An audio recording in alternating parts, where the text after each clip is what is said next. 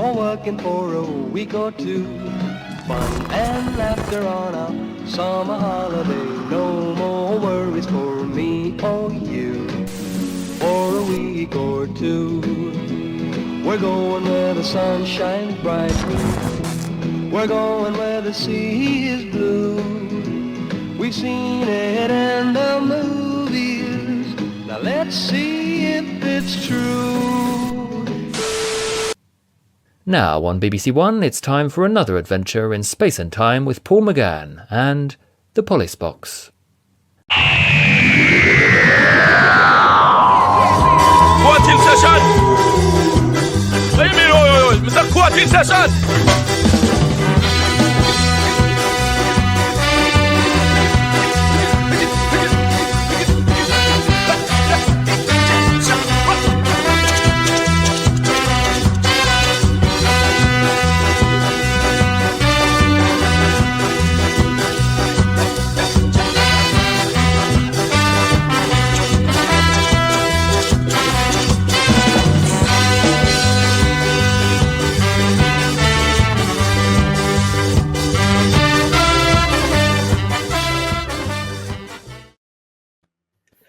Ladies and gentlemen, boys and girls, unfold your deck chairs, get out your buckets and spades and slaver on some Factor 50. It's time for the Polis Box Live Summer Special 2024. Now, the British seaside has long since offered generations of holidaymakers a vast abundance of delights. Amusement arcades, fish and chips, fun fairs, fortune tellers housed in stripy canvas booths. But besides such gaudy entertainments, our coasts are also a haven for wildlife. Our cliff tops house a number of beautiful seabirds such as guillemots and razorbills, gannets and puffins, while all along our rugged coastlines, a stunning variety of weird and wonderful sea creatures reside in rock pools, easily available to those with an inquisitive mind and the right tools. Talking of which, I'm joined tonight by two men who don't consider a seaside holiday a success unless they've stuck their rods into any number of small damp crevices they've no business being in before coming home with a large collection of crabs. It's Cameron Phillips and Mark Donaldson. Hello. I always wonder how where it's going to go, like the arc of it, and you didn't disappoint this time. Straight over a cliff. Well done. In the gutter is usually where it goes, Mark. Very, very quickly. But I'm not Mark. I'm Dave. I'm Dave. The fact that you make him sound like a sexual deviant actually fits quite well with the Dave. So you've done that incredibly exactly. Well. Because unfortunately, I Dave, had to get some surgery done, and long story short, had to go private. They didn't know what they were doing. Dead, and then I wake up as Mark Donaldson from On the Time Lash, and I'm asking myself, who am I? Beautiful. The energy is going to now just. Yeah. So does anything that fake Dave said, is that like legally binding? So when Dave comes back, he has to do it. I mean, I want to clarify any of that. Anything he agrees to, will Dave have to follow through on it? I'm still trying to figure out whether fake Dave is an upgrade or not. I'll let you know by the end of the episode, all right? Yeah. Excuse me. Depending on how you do today. Joe's words, not ours. The eagle-eyed amongst you will have noticed that we are a Daveless courtroom tonight. He's off on a short holiday and he'll be back in a fortnight's time. I believe he's watching along tonight, so we'll probably will hear from him at some stage. So we've drafted in the super sub once again. Mark has kindly agreed to be the Dave replacement service tonight. So welcome, Mark. I'm like Alexander Armstrong. I'll turn up on your podcast to co-host if your usual host has been involved in a sex scandal or anything like that. So. It's very likely, if I'm honest. Well, the alternate eagle-eyed amongst you will have noticed that once again we've thrown open the courtroom doors this evening, and how. It's time to introduce tonight's guests, all of which form the defence team tonight. So, first up, it's two men who, in their last outing on the Polis Box, made our viewers incandescent with rage when one of them labelled the much-loved Doctor Who companion Sarah Jane Smith a bell end. Returning to the Polis Box tonight to begin a bridge-building exercise that makes the Queensferry crossing look like a mechanical kit, it's the one and only Mr. Andy Kent and the one and only Mr. Kevin Greenan. Hi, everyone. Glad to be back. I have to say Thanks for that having is a us. magnificent helmet. Every time, you know, it was a cheap one to take, and if I hadn't, I probably would have. So let's just call it out. I'm glad it was you, Andy. I'm glad it was you. Yeah. Now, as we broadcast tonight, we're right in the middle of the European Championships in Germany, so what better way to introduce tonight's other guest, given how natural bedfellows Doctor Who and the Beautiful Game are, than with some football terminology. Andy and Kev are joined tonight by a man with a 100% win ratio from his previous Polis Box appearances. In his first outing, he restored the reputation of time in the Rani with a sweetly struck left foot volley that tore into the net, 1-0. His second, a majestic curling shot into the top corner to condemn Warriors of the Deep, abolishing it from our unofficial canon, 2-0. He's here tonight to defend the TV movie. Can he make it a hat-trick, or will he be getting pulled off at half-time? Let's find out as we welcome back from a hamster with a blunt penknife. It's, of course, the one and only Mr. Joe Ford. Oh, I got to wait till half-time. Jesus. I don't know what you're talking about, if I'm honest. That language. There's a lot of cheering going on outside my house at the moment. I don't really have a clue why. Are we doing well? But we seem to be, yes. Sorry, we. Oh, okay. Who's we? We'll do very well tonight. Yeah, there's no we in this. I'm not even sure who's playing at the moment. Go and just round that statement off and just say it's just a game. Who said that? For one. All you have to Hello, remember. it is lovely to be here. Yeah. All you have to remember. Have you ever seen a more handsome defense that's all team we as need. Well? Look at the three of us. That's the. I mean, we'll win based on that alone. Exactly. You know, the votes Sorry, are guys. already in. If I'm honest, why I are you did promise bothering? that if we managed to fluff this one up, then we would, resort to childish tactics like name calling and like changing the subject. So yeah, we'll win because we're handsome. That's maybe a shaky peg to put your entire case on, but we'll run with it. We'll run with it. Did you see my argument last time? There is a point. Yeah, you got a point there. Welcome along to the summer special, everybody. Tonight we are going to be putting the Doctor Who TV movie on trial for our special episode.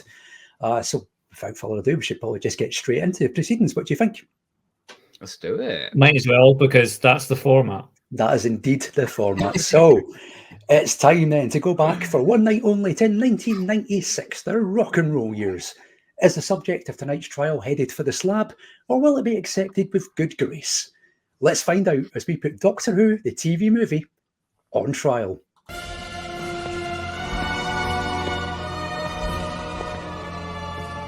I always dress for the occasion.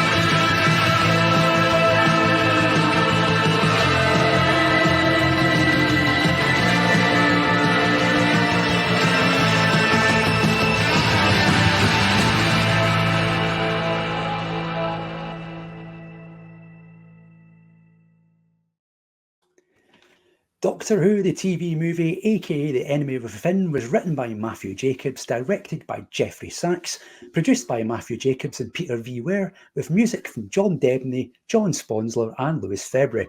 It starred Paul McGann and Sylvester McCoy as the Doctor, Daphne Ashbrook as Grace, Yi-Ji So as Chang Li and Eric Roberts as the Master, with John Novak as Salinger, Michael David Sims as Dr. Swift, Eliza Roberts as Miranda, David Hurtubise as Professor Wag, Dolores Drake as Curtis, Catherine Lowe as Wheeler, William Sasso as Pete, Joel Workinen as Ted, and Jeremy Raddick as Gareth. It was broadcast on Tuesday the 14th of May 1996 in the United States and Monday the 27th of May 1996 in the UK. And the viewing figures were 5.6 million in the US and 9 million in the UK. Those are the cold, hard facts of the broadcast itself. But you know what, folks? Dispensing justice is a huge responsibility and can often be stressful. So with that in mind, let's ease ourselves in gently to proceedings tonight, because it's time to play the game that's the talk of the nation's offices, teams calls and playgrounds. That's right, it's time for round one of this.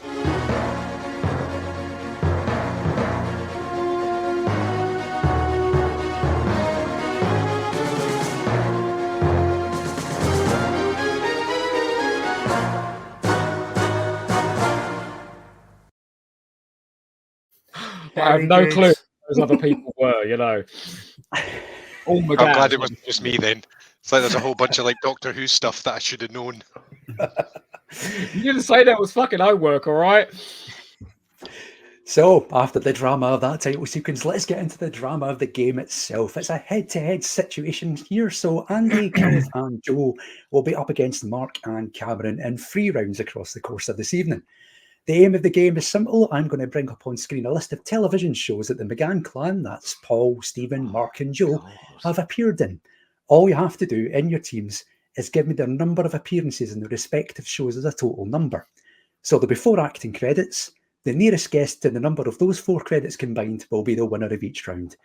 And I should point out that all of these credits are speaking roles, so we're not counting cameos or flashbacks. So, without any further ado, shall we get into the first round? Let's do it. Let's do it. Okay.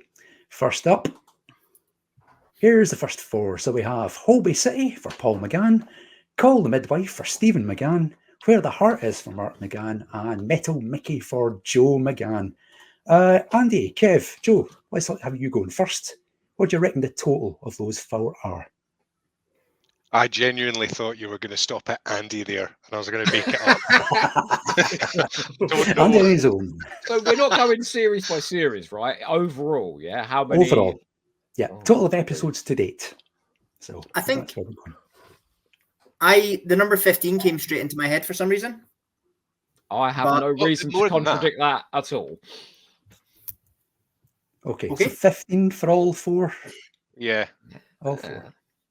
Going with 15? Okay. 15 it is. Mark and Cameron, your turn. What do you reckon? Having had my internet severely glitch out when you were explaining the rules to this, I'd like to say I have no idea what's going on. Don't try that one, Cam. We're using the same internet, nice try, remember? Nice try. I'm going to go cucumber. So basically, Cam, these 4 television credits, you're given the total number of appearances that each of them have made. Oh, so right, okay. All 4 combined, total number. So all 4 combined for, all right. So they've said 15. They've said 15. 15, okay. Or 50, whichever one's closer. It depends what Lee heard. It might have been 50. I can only accept your first answer. What do you reckon, you two, Cam and Mark? See, I think Call the Midwife. I'm pretty sure, and Holby City actually, that the McGanns were like semi-regulars, which makes me think it's more than 15. Oh, disaster. Sorry, team. How many episodes of Metal Mickey are there? Well, yeah, I feel that's like maybe like what, 1 or 2. I don't know. Do you want to go like? I want to say 37 because that's just a random number. But it feels. I was going to say 34. Okay. Oh, okay. Well, we're rounding up to 50 now. Split the difference at 35. Yeah, let's go. Yeah. 35. 35. Okay. It's going to be like 400 or something, isn't it? Closest to the overall number wins, Kev. Yep. So, Andy, Kevin, Joe have gone for 15, and Mark and Cameron have gone for 35. Let's bring up the answer. It is 154. Come on. You forgot to put the 4 on, Kev. What happened to Stephen McGann's career? Fuck's sake. In fact, Paul's isn't looking too healthy either, is it? So Paul's done 40 episodes of Holby City, Stephen 112 of Call the Midwife, Mark and Joe 1 episode each of Where the Heart Is, and Metal Mickey, which means Mark and Cameron were closest with 35, which means they win. We only needed to add a 4. That's it. Yeah. What do they get? I mean, for that's that not how numbers work. arbitrary nonsense. And 5 minus 1 If you is 4. add so we a don't 4 to 15, it's 19. It's still nowhere near. You can't just chalk up a 4 next to a 15 and call it 154. It's Stephen McGann Come I feel on. sorry for, not us. If I'm honest. Yeah, fair. I'll answer your question, Andy. They get what everybody else gets when they win this, the glory of winning the first round of...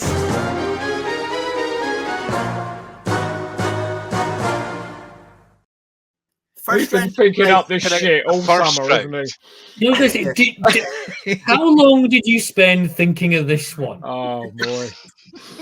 I Remember, we've got a 13-episode season coming up soon as well. Yeah. Do you know what the thing is? The thing is, What we don't realise that Lee was actually made unemployed about 6 months ago. But it's the fact he's gone for the most complex version of this game. You could have easily just gone, right, I'm going to give you 4 TV shows. Tell me which McGann brother. That's what I figured we were going to do. Yeah, but I like this game more. Let's pick apart the thing that Lee spent time on. You lot should know anyone's more going than to remember anybody those else. numbers, are they? We're not educating people here. Try harder next time. Yeah, come on, Lee. We expect You more lot should from know you. more than anybody else that convoluted is a buzzword of the Polis Box, and that's what you've got. Okay, well, now I've been torn to shreds for that fun game. Let's get into the serious business of the night. That's why we're here. It's time to call this court to session. This court is now in session.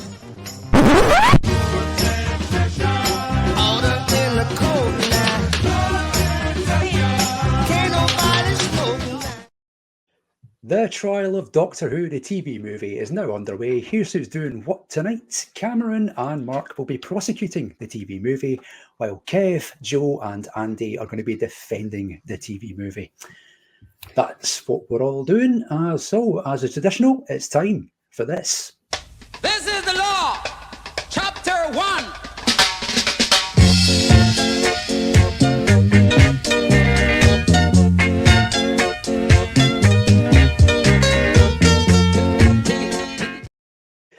We've had so much viewer evidence for the TV movie that we're going to have to do something slightly different tonight, as otherwise we'll be finishing at midnight, which is quite apt, considering we're talking about the TV movie now, I come to think of it. Yeah.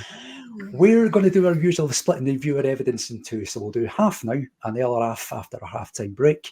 We're also going to put up a selection of the shorter comments we've had on the ticker scroll along the bottom of the screen as well. I just want to say thank you to everyone who sent in viewer evidence for tonight. Please don't take it as a comment on your contribution if you've been relegated to the scroll and text. It's just that we couldn't cram everybody in, so thank you once again. Right, let's get into the first bit of viewer evidence for the night, and it comes from Ant and Nick. Press play. They say, a fight between bold new choices and 33 years of heavy continuity. I'd be happier with more of the former. Time has been kind, ropey plot is outweighed by the look, direction and cast. Paul McGann is Doctor Who. One wonders what New Who would have been without him. I think that last line is perfect. Yeah. And that will absolutely lead into our evidence later. Okay, striking the former, striking for the favourite defence already. Let's go to Andrew Blair, who says, Terence Dix and Russell T Davies are right. It has heart, it has a great central performance, and it's incoherent crap. Andrew goes on to Russell say... T Davies would know He a looks thing or like two he's about having a incoherent stroke, crap. though, while he's saying this. Look at his picture. Andrew goes on to say, could probably start watching from the scene with McGann sitting confused in the hospital corridor, and it still make as much sense. So there we go. Can I take That's exception with that for a second, please? I know we want to get to where we're going to get to, but like, as Doctor Who fans, if this hadn't started with McCoy regenerated into Paul McGann, I think we'd all feel very unsatisfied now, wouldn't we? That's true. No, we wouldn't. You would say that. Yeah. Next up, Chiba City Blues. UB Hello, Chiba City Blues, who says a prime example of lesser than the sum of its parts. It's got near perfect casting, incredible style, and a real fun second act. However, production hell, an unfinished plot, and some just baffling choices make it a strange and uneven watch. Is he talking about a new series episode, or is he talking about the TV movie? That's very cut and dry. You know, it's like there was a couple of good points there around. You know, it was entertaining, but it was made it unwatchable. It's a bit contradictory, if I'm honest. Plus, if he's baffled by a plot this simple, well, I'm sorry for him. Why are the defence already picking holes at individual witnesses? Because we can. That's why we've come. No one said. I mean, that's no way to go in favour with the audience, is it? You know? No. You might as well just call Sarah Jane a bell end. Well, do you know what? Right, it's like we already had the discussion to say that if it turned out badly for us, we'd get childish. So we're just going to start right now. And I just like being horrible about people. So come on, bring on some more. Yeah. I'm catering for everybody tonight. Chippy T is next. Chippy T says it's crap. McGann is decent, but the rest of it bears no resemblance to the TV programme. He's never had a satisfied wank in his life, has he, Chippy T? Bless his heart. I'm going to lose you. You don't need a satisfying wank if you've got a good. If you've got a good Chippy T, that trumps a satisfying wank. Chips or wank. Chips or wank. This really is. This is an interesting. It's weird that McCain advertising campaign never took off, wasn't it? Could have made millions. You want some salt in your chips? Dan Griffin is next. I adore this as my first exposure to Doctor Who. Paul McGann is a fantastic doctor, and Eric Norbert nails the serial villainy of the Master. Sad that McCoy's time ended in a drive-by botched surgery, but it's a lot of silly fun. Extra point for the Will Sasso cameo. Sorry, is the drive-by and botched surgery is a lot of silly fun, or just the general TV movie is a lot of silly fun? I don't know, but we know what he does in his spare time now. Sorry, I'm picking apart the evidence now. Sorry. Yeah, stay in your box, you. Next up, Daniel Ronsley, who's been in touch. And Daniel Ronsley is also the voice of our little BBC ident at the start. You had much more of those series coming. Thanks for doing that, Daniel. Daniel says, still a giant mistake to kick off 90s Doctor Who with that massive intro blimp. But once you get past that, there's so much to enjoy. The delightful duo of McGann and Ashbrook, Eric Norbert's steering bad boy master, that motorbike chase, and possibly the most romantic Doctor of them all. And yes, that is a ringing endorsement of the kiss. Find me a Doctor who kisses as good as McGann does. Daniel Rose. Has Daniel tested them all? Well, I assume he has, yeah. You know his point about the exposition at the beginning? You all saw the Star Beast, right? It didn't do it any harm at all.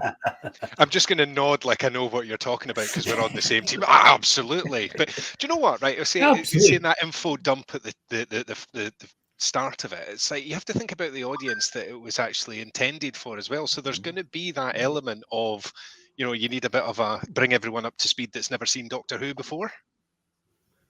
Fair point. I disagree, but it was a bit like me sort of looking through the program. You should have said that with more bombast. I will when it gets to the to the actual court case, not this frippery of listener evidence. I've done it again. Well, one man who's given us a bit of frippery is previous guest and future guest on this series of the Polis Box. It's a one and only Mr. Dave Rennie, who says performances are great. McGann excels, Ashbrook is fab, Roberts is deliciously hammy. It looks great, sounds great, but the plot is lousy. I love it though. Smart bloke. Isn't Dave a Hibs fan? He is, yes. But didn't say he was right all the time. Yeah, I was going to say he's very, very used to being sadly misguided, isn't he? Really? No, he just knows how to enjoy life, unlike you. Come on now, Joe. Have you met many Hibs fans? Hey, have you met many Hibs fans? No, to be honest with you, I don't even know what Hibs is. But I'm just sort of nodding and smiling. I'm not entirely sure Hibs know what Hibs is. Trust me, I'm not enjoying life. Okay. Next up is Tapalak, who says, it was exciting at the time and felt like the start of a brilliant new adventure, but is more a curio now than anything else. Given the BBC had 7 years to get this right, it's remarkable how much of a hot mess the script is. It simultaneously tries to dive into the series lore while making a complete mess of it, when it should have focused on resetting the series for a US audience, given that was the point. Instead, we get a nonsensical garbage intro about off-screen Daleks, who they, giving the Doctor, who he, the remains of the Master, who he. Because reasons? I mean, it's just meaningless codswallop, isn't it? It doesn't have any... Bloody hell. Well, I'm beginning to think Tapalak's Fraser Gregory. It doesn't have any bearing to established continuity, nor does it mean anything to a lay audience. So why do it that way? Just a shockingly misjudged and inept opening. Seeing Sylvester back and being brilliant was great at the time, but in hindsight, a fuller mistake. Having said that, once it gets going, the story is engaging, and the scene with the Doctor and the Master in the ambulance a genuine great moment. It's a shame the plot ends up revolving around such an inane and meaningless thing, and is once again confusing and alienating. But overall, it's a confident and likeable episode, which, while anomalous, feels much more like Doctor Who than anything from 2005 onwards. No, I've never seen a load of tweets where the overall thing is so positive, but it's packed full of so many negative comments. He's a bit confused in his argument there. Quite the balance. No. That's a balanced argument. In our binary times, we've forgotten that you can say positive and negative things at one time. Anyway, Not thank you today, for watching my party political broadcast. Vote Donaldson. Yeah. I wondered how long that was going to go And on you still for as well. you still can for another hour. Put your X in a box. Well, M will be putting an X in a box for Mark Donaldson to become the next Prime Minister, remains to be seen. But M says this about the TV movie. Absolutely wonderful. Adore the visuals, the way it's filmed, the overall 90s film look. McGann paved the way for the New Who Doctors with his portrayal, and his TARDIS did too. Gets a lot of flack for introducing some controversial lore, but looking past that, a really good story. Bravo. See, I think that's the thing to focus on here, is a lot of the negative comments or people getting their knickers in a twist about the fact that, within the hour and 24 minutes, whatever, they've had to kind of condense for a new audience the multitude that's gone before it. But actually, just a really good story, that focus on that bit.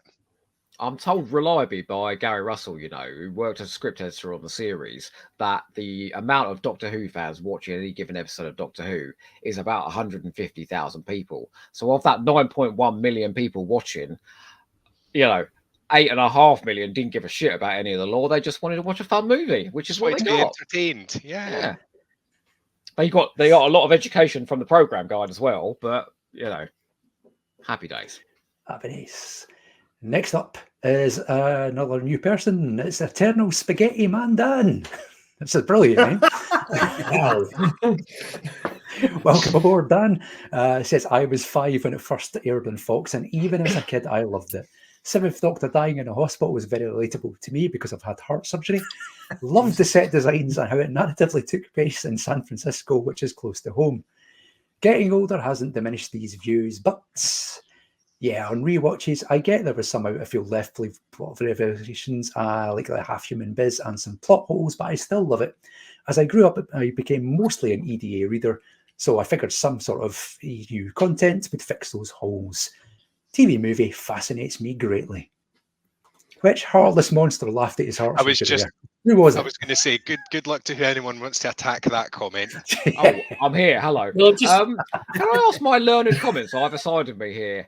If they know, I just want to know sort of what pedigree of Doctor Who fans you are before we start this thing. What the EDAs are that he's talking about in that tweet. Do you know what they are? I've got a clue. Oh, God, we're doomed. It's the 8th Doctor Adventures. It's a series of books featuring the 8th Doctor. Well, that's why you're here, and that's why you're on our team. You're like the Wikipedia for us. we all just shamble about meaninglessly, and then you kind of bring us all in and give some credibility to what we're about to say.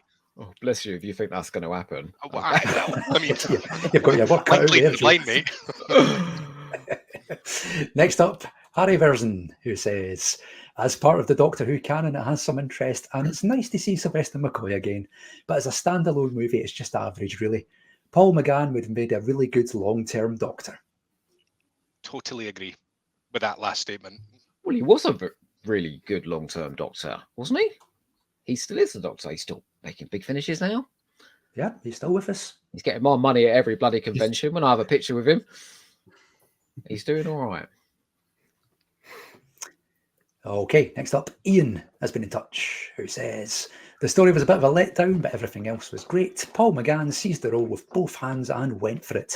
I loved the cathedral-like TARDIS. Yep. So, you know, bit of negative, bit of positive. Mostly positive.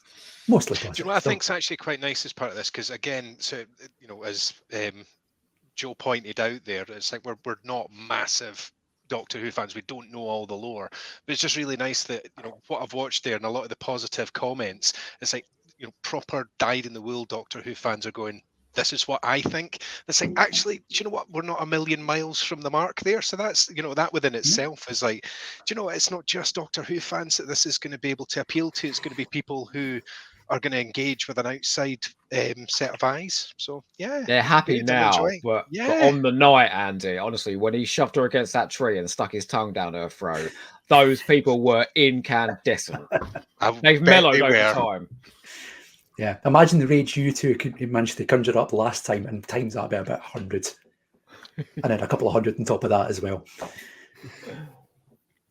Okay, penultimate bit of viewer evidence for this section is from James Matthews, who says, I adore it. I watched it 4 times this year alone, including commentary. For my money, one of the best Doctor Who stories ever, period. What a guy. That's hero material right there. Yeah. Takes all sorts, doesn't it? Did you get any fully negative comments? I've not seen one yet. Yeah. I mean, like something that's really off the charts. That might even make Cam smile. I know how to do that. Don't worry. I tried to be nice and I actually made it worse. Yeah. Shall we move on quickly? Let's go to the last bit of viewer evidence for this section. It is from James Williams, who says the 7th Doctor is machine gunned down, then dies on an operating table screaming. Yeah, they won't go there in modern or classic Doctor Who. It was perfect for the first American Doctor Who location, I think. I mean, that's a perfect ending, isn't it? Oh, yeah. That's what we expect in America. Like Mark said earlier on today, it's kind of quite apt that he dies in a sort of gangland shooting and poor medical care. I think it was, wasn't it, Mark? It was, yeah. It is funny that the first time the Doctor properly lands in America as a properly American-produced episode, that he dies due to poor gun control and privatized healthcare.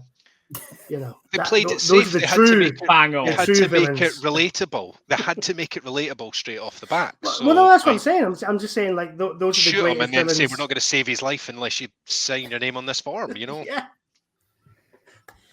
exactly. The Sunmakers could never.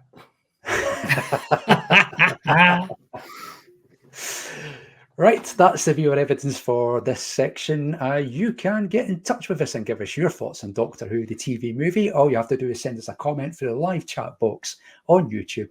We'll put them up on screen. We've had 50 comments so far, so I'm probably not going to go through them all one by one. Have you? So I'll have a filter through and see if there's any. These two are Are we actually even needed? Should we just go and make I know, I was just thinking that. I was like, why am I here? Let's put on a loop. We've been going 34 minutes and no one said anything, yeah? Well, in that case, I'll hurry it along. Just enough time to remind you that voting is now open. So based on the arguments put forward by Cameron, Mark, Andy, Kevin, Joe tonight, is not Doctor Who, guilty. the TV movie, guilty or not guilty? Look how handsome they are. Not guilty. The final decision, as always, is yours. If you go to our Twitter page at the Polis Box or click on the link in the description of this YouTube video, not YouTube show, that you're watching, it'll take you straight there to the poll. Cast your vote. We will reveal the results at the end of tonight's live show. Let's get vote for us. There's free cake. Yeah, Joe has a slice for everyone. There we go. You can wrap your gums round that. Free cake. Okay. All right then, as usual, guests go first. So let's kick off the trial. Joe, do you want to give us your first point for the defence of the TV movie, please? Paul McGann is very fuckable. No, that's not it. Thank you. Good night. My learned colleagues, I would like to begin our discussion of this piece of televisual art by discussing the new series of Doctor Who, or most specifically, the first 4 years. Easily, and that's Rusty Davies's time. I'm looking at you, Mark Donaldson. Easily the most successful period of the show in its entire 60-year run. And I would like to talk about the Doctor Who TV movies, trend-setting ways and influences that bore that success. We know Russell watched and loved this movie, and its inspired fingertips are all over the most successful iteration of this cultural phenomenon. Daring to bring serious production value, sharp wit, a sense of romance, both in the tone of the piece and in the characterization of the Doctor, a true focus on the Doctor-Master rivalry, expository dialogue to get the kids up to speed, a cinematic soundtrack, set pieces to get your pulse racing, a Doctor-companion dynamic that is more a meeting of equals than a single lead and a busy mate, a sense of competing with the Americans with filming techniques, quick, breathless plots and snogs and fireworks aplenty. The TV movie proved that Doctor Who could be fast and fun and absurdly entertaining. It could be cinematic. Bewitched by the visuals, the energy and the charisma and the romance of this movie, and inspired, Russell T Davies doffed his quill and set about writing the most recognised version of Doctor Who. Without the TV movie as its muse, we could have been stuck in the mindset of classic Doctor Who, dusty old studios made for geeks. I posit that this critically shunned, but in UK terms, rating success, is a vital stepping stone between creaky old classic Who and its rebirth in 2005. Where would you like to start? Kev, he is going to What a carry us. load of old shit. Where would you like to start? Bring it on. No, look. It's a coincidence. It's one of those cosmic coincidences that Doctor Who fans love, like in the way that survival, and I know I've talked about this on your podcast show, the way that survival ends in a housing estate and Rose starts in a housing estate. It's just a cosmic coincidence. It's not a weaving of all these things together. Also, Russell Hang T. on. Davies, Let me just counter that, because we know it's not a coincidence, because Russell wrote several times in Doctor Who magazine how he had seen this movie, how he did love the romance in it, and how it did influence the new series, and how that was a good stepping stone between the two in the pages of Doctor Who magazine. Well, even that, like I said, it's like, I know you're just about to say something there, fake Dave, but I mean, like, for people, I can't call you by your name. You're going to be called fake Dave. That's I think all we right. should all, That's fine. can we all just agree that now? Can we make that a thing? Yeah. You're fake Dave, right? So Fake Dave. even so everything that you've said there has come from your love of Doctor Who. Joe, it's like the detail in the background, how it all weaves together, and we're straight in, we're talking about the detail and the nuances of how it all fits together. Even as someone who hasn't got that viewpoint, I'm looking at it going, this was absolutely the foundation and the sort of building blocks and the takeoff point for everything that came after it. And if someone like me can see that, it must be. And if someone like me can see a that, contributing factor. all I'm saying, what my point is that's just the way television was going. Like, the TV movie is a very good example of Doctor Who done as 90s television for an American audience. It absolutely hits all those things. It's a bit ER. It's very The X-Files. It's like it hits a lot of those things. Fast forward 9 years, 2005, Russell T Davies is, critically lauded as one of the sort of greatest writers of his generation. He knows how to make telly. And yes, absolutely, he's taking elements from the TV movie. But I think you're overstating its influence slightly. I think he's literally just doing Doctor Who for new. The briefs of Lost in the Dark Dimension and the other Doctor Who TV series. Yes, but those were never. No. There was a time when Gareth Roberts and Mark Gatiss potentially could have brought Doctor Who to the screen, and they wanted some old geezer who was never going to shove a woman against a tree and snog her, and was never going to be using, fabulous filming techniques that Rusty Davies went on to do as well. I do think this is more influential than you're suggesting. I mean, it's. What's Russell T Davies if not? anything, Rose Rose has dated worse than the TV movie, but that's probably a BBC issue rather than this had a budget of 5 million, Yes, and well, Rose had a budget yeah, of really. that's what I'm saying. $500,000. I'm not really kind of making that as a point, but it is interesting that how things kind of change. I would rather, though, I will say, and not just not to be rude, I would take the words out of Russell T's mouth himself than you contradicting him. I do think it's the case. I think definitely the romance element of it and bits of it are definitely taken. Like he is taking them, but I think also he didn't turn to the BBC and say, "I'd love to do Doctor Who, and I'm going to make it exactly like the TV movie in 1996." That's what I'm saying. Like that. I would personally buy the argument more that the TV movie was this influential if they'd actually picked it up and then went, "Yes, we'd like to make more Doctor Who like this, please." And it wasn't a case of waiting 9 years for it not to be made in America at all. But the BBC were desperate to make more like this. It was the Americans that didn't make it. As someone who doesn't understand all the detail here, why was it a one-off? Why did nothing happen after that? Because it panned in America. It was successful in the UK, but it panned in America. Its brief was to increase an American audience and introduce them to Doctor Who so they could have a series going forward. It failed in that regard. In its defence, though, was it not up against like, the last ever episode of Roseanne or something? It had stiff competition. And I think anything probably would have failed in that slot. But they should have given it that slot. It got about 3 million on the night in America or something like that, didn't it? And which is he said it earlier. 5 million. 5 million. It's numbers that, ironically enough, they would probably kill for today, but obviously not enough for it to be anywhere near going forward. So this was essentially a dead duck on. Well, also podcast. It's America, so 5 million in America in terms of viewer share is actually very, very low compared to 9 million in the UK, which is actually quite a high sort of viewer share. So although we know that it was intended, or apart, I think you said, Cam, there, it was intended to try and trigger a Doctor Who following in America, really. And we're saying we accept that failed. But from the point of view, I think that Joe's making, it kept it in the minds of the British Doctor Who fans. And it's a British programme, let's remember. It's a British movie. It's a British character. So that stepping stone, the gap of 7 years, have this movie and the following gap as well.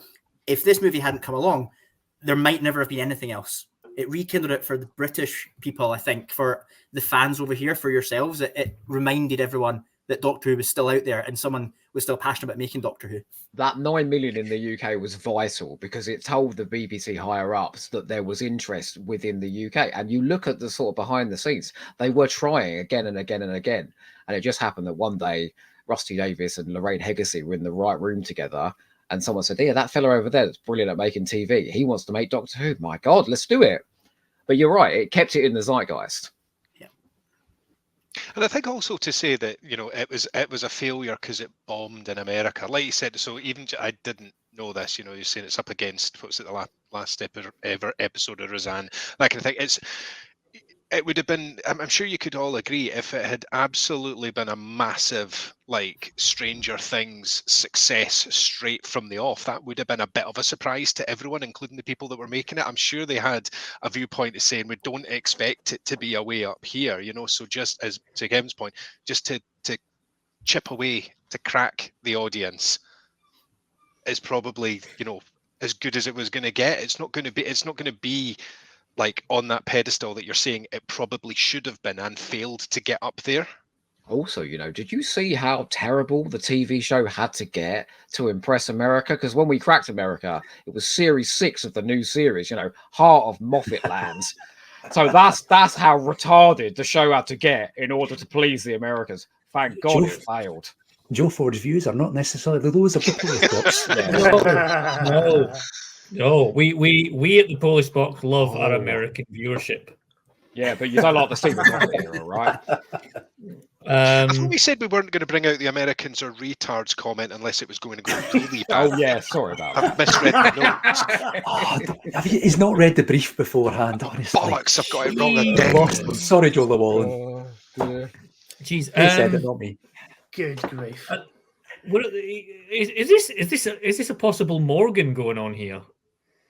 They've not been a full Richie yet, have they? So Yeah, they're not done a full Richie yet. But there's 3 of them and 2 of you, so yeah. So it's just Is the Morgan giving away all your points in one massive explosion of joy? In one point. We barely begun. What are you talking about? You haven't seen my notes.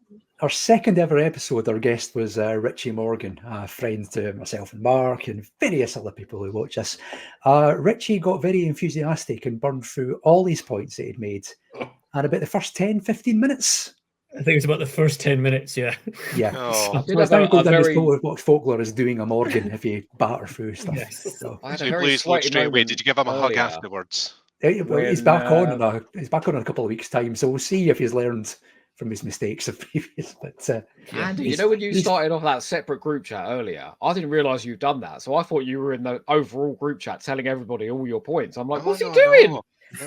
I should have credited you with more intelligence than that. Thank you. We're growing as a team here. Yeah, he's not American, is he? Just thank God. Okay, before we alienate all of our American viewers, let's have a little look at some of the comments that have been coming in while we've been talking about that. There's been a lot. Let's see, where is the one I was going to put up on screen? There we are. Mikey Smith has been in touch. He's feeling a bit left out. He says, if they don't talk to us soon, I'm going to go to my WhatsApp group I have with Linda Lasardi and H from Steps instead. That's no way to talk about Dylan and Jackson Reese. Can you believe Mikey Smith sold out his own wife to do a cheap gag on his podcast when I was on there with him? Honestly, there's no depths he won't plumb. I'm telling you. He gives us a little insight into his childhood as well. He says, this is like when I was at school, sitting in the canteen, listening to all the cool people talking about Doctor Who, ignoring me sat there alone, fingering my liberator. Oh, it's well used, that vibrator. Yes. There's loads of comments. So I'm going to filter through them and put some up. Oh God, does that make us the cool kids? Well, that happens sometime. I think he means all of us, like all 6 of us. Well, that's what I meant. I think statistically speaking, it's like your viewership went up considerably with me and Kev being on. So I'm going to take that as team defences on. Yeah. Yeah, but how many of those views were you, Andy? How many times did you watch yourself back? Lots. I'm a narcissist. Andy had a Russian bot set bot up. Farm. Viewing. Yeah. Can you do it again for this one, please? Dylan Reese has been in touch to say the TV movie is the most exciting moment of my teenage years. Better than a floppy disk containing 8 pixelated images of tits. Oh, everyone had one. This was the most exciting moment of his teenage years. Bless him. I feel there's like a Yorkshireman moment here. It's like pixelated tits. In my day, it was like a wank mag in a bush. I used Andy. I used wank mag in a bush. I used my luxury. Do you remember those days of dial-up? You know, when you go to a porn website and it'd be going and you lose interest before the picture actually materialised. Never lost interest. Isn't it? Life has definitely gotten better, hasn't it? Let's be honest. How has the conversation got to this? I'm sorry. It's a Polis Box. The dark and seedy heart. We're going to judge human. Dylan Reese, that's how. Streaming porn is basically what you've said there. So forget about the Kardashev scale. We're going to use that. We're in the clear with our American viewers because Joe Llewellyn's been in touch to say all good. Thank God. We love you, Joe. Joe's still with us. We're perfect. I don't know what happened with I never said anything. So is he going to be like our Americanometer now? So I have to wait until see what Joe comes back with to say that was too close. You're offside with that one. I would advise you, Auntie, to be very careful what you do say from here on in because Joe is ex-army. Ex-military. You He's polishing his gun as we speak. All right. He's on that grass now out your window there. Yeah, but what's he going to do with his... Dave Rennie says we should start a bingo card. It was Joe's dig at Moffat. When's the John Barrowman comment come from the guys going to happen? Oh, who knows? Take your bets now. See. I think I've got a good setup for one, but we'll see. There's someone I haven't mentioned yet, but don't worry, there's time. It could appear at any moment, Dave, much like John Barrowman's cock on your shoulder. Oh. You're a Right, professional. now we've plugged those depths. Let's go to the next point. It's Mark is up next. Let's have the first point for the prosecution of the TV movie. Well, hello. So, now I could focus on all the things this does wrong. I could pick Sylvester McCoy and say that they shouldn't have had him in there. It slows it down. It confuses the audience. I could talk about how Eric Roberts gargles cum, and that's supposed to be a kind of scary monster. But I'm not going to do that. Because actually what I think the biggest crime of the TV movie is that it's patient zero. And I know there's sort of flashpoints in the late 80s, but I would say this is patient zero for fan entitlement in the internet age. Now, I know that's probably not the prosecution argument you were expecting, but allow me to elaborate. Obviously this is the kind of early age of the internet. So you've got those, AOL chats, message boards, things like that. People going absolutely after nut about Paul McGann kissing Daphne Ashbrook and how this is a betrayal of Doctor Who. And there was a time between 96 and arguably until the next Doctor where you have Paul McGann front and center on screen. I know there's a little sketch of him in Human Nature, but until that moment, there was still, I do think there were still portions of fandom going, oh, he's not a proper Doctor. He's not like, it's just a little thing they did off to the side, and it's like Peter Cushing. It's not real. And the reason I think that fan entitlement is such a big side effect of the TV movie is that Philip Segal, who is the sort of producer that kind of brought this all together, was so determined that it had to follow the sort of legacy of classic Doctor Who. He was so sure of the fact that he had to make a thing that wouldn't alienate the fans. And I think that's the death knell for any kind of creative endeavor, because ultimately either the fans absolutely love it and a general audience is nonplussed, or the flip side of that is that the fans kind of go, oh, well, no, we like that you did that, but we fucking hate that you did that and that and that. And we're going to argue about it on social media. Well, not social media, on message boards. We're going to accost you in public. Like I don't know if anybody's seen Doctor Who Am I, Matthew Jacobs's documentary about him kind of reappraising his relationship with fandom after writing the TV movie. And he talks a lot about how sort of fan comments on the internet, like there's like a little bit of like Amazon reviews of the TV movie DVD, and it's just hateful, horrible stuff. Americans probably. Mostly Americans, to be fair, but I think there was elements of that in British fandom as well. Because I'm not kissing girls. Why should Doctor Who be allowed to kiss girls? That's not why I watch Doctor Who. I watch Star Trek to see the They must have had a lot of trouble with the last 15 seasons. And he kisses boys now as well. So it's all very anyway. So that's an element of it that I think we'd all be a little bit happier if the TV movie wasn't canon and hadn't started these debates that have now become these, never-ending arguments about canon, about what contradicts what, and whether Doctor Who should honor the past or whether it's tedious, it's boring, and it all starts with the TV movie. And I'm fucking sick of it. And it's going in the timeline. No, that's the wrong podcast. And that's why it's guilty of crimes against Doctor Who. But absolute rot. Yeah, I'm struggling to get behind that. Yeah, what you're saying is more. Well, you're not supposed to. You're the defence counsel. No, but I mean, even for so, we'll let Kev go first, and then I'll share my misgivings with what you've just said there. Yeah, I'll come after you. Form a queue, guys. No one's forming a queue behind me, please. I'm already there. Don't worry. Okay, so fake Dave. All I was going to say was just that your argument there was pretty much that Doctor Who fans or people who weren't Doctor Who fans who saw the movie and had an opinion are opinionated dicks. It's not the movie's fault that people are opinionated dicks. Well, it kind of cultivated that kind of thing. It had that open relationship with the fans. Also, if Well, you they think are. about it, I mean, I'm not you said- arguing with You that. are. You said Oh, it of course I yourself, am. didn't I'm not saying I'm not. So you're criticising yourself. I'm just saying that the TV movie made a rod for its own back by servicing fans that were never going to be anything less than hostile towards it. So if we think about what your Kev said there about the movie is guilty by association is what you're saying there, right? If we also think about it, so it's come out in the mid-90s, as you said, no one's arguing on social media because it doesn't exist yet. It's all on message board.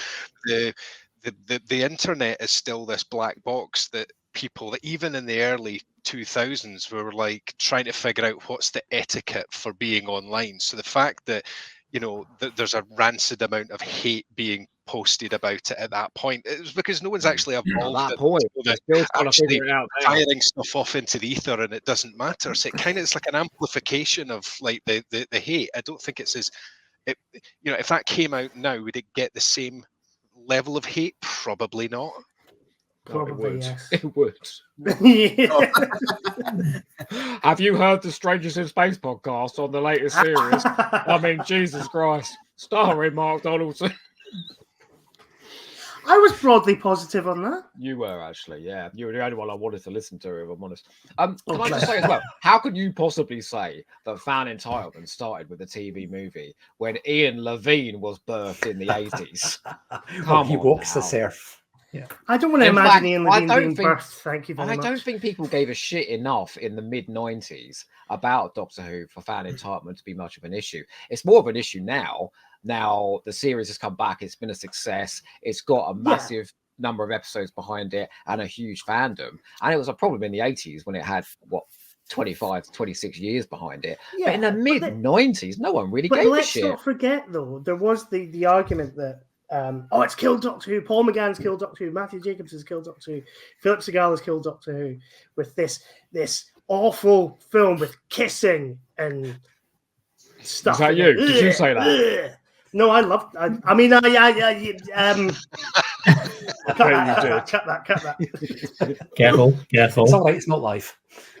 Well, it wasn't just a kissing, was it? It was, half. I mean, it's just a kiss. It's not as if he fingered her behind the bike shed or anything. And Andy, come on, have you ever had a kiss that chaste before? I mean, they barely lock lips, do they? Yeah.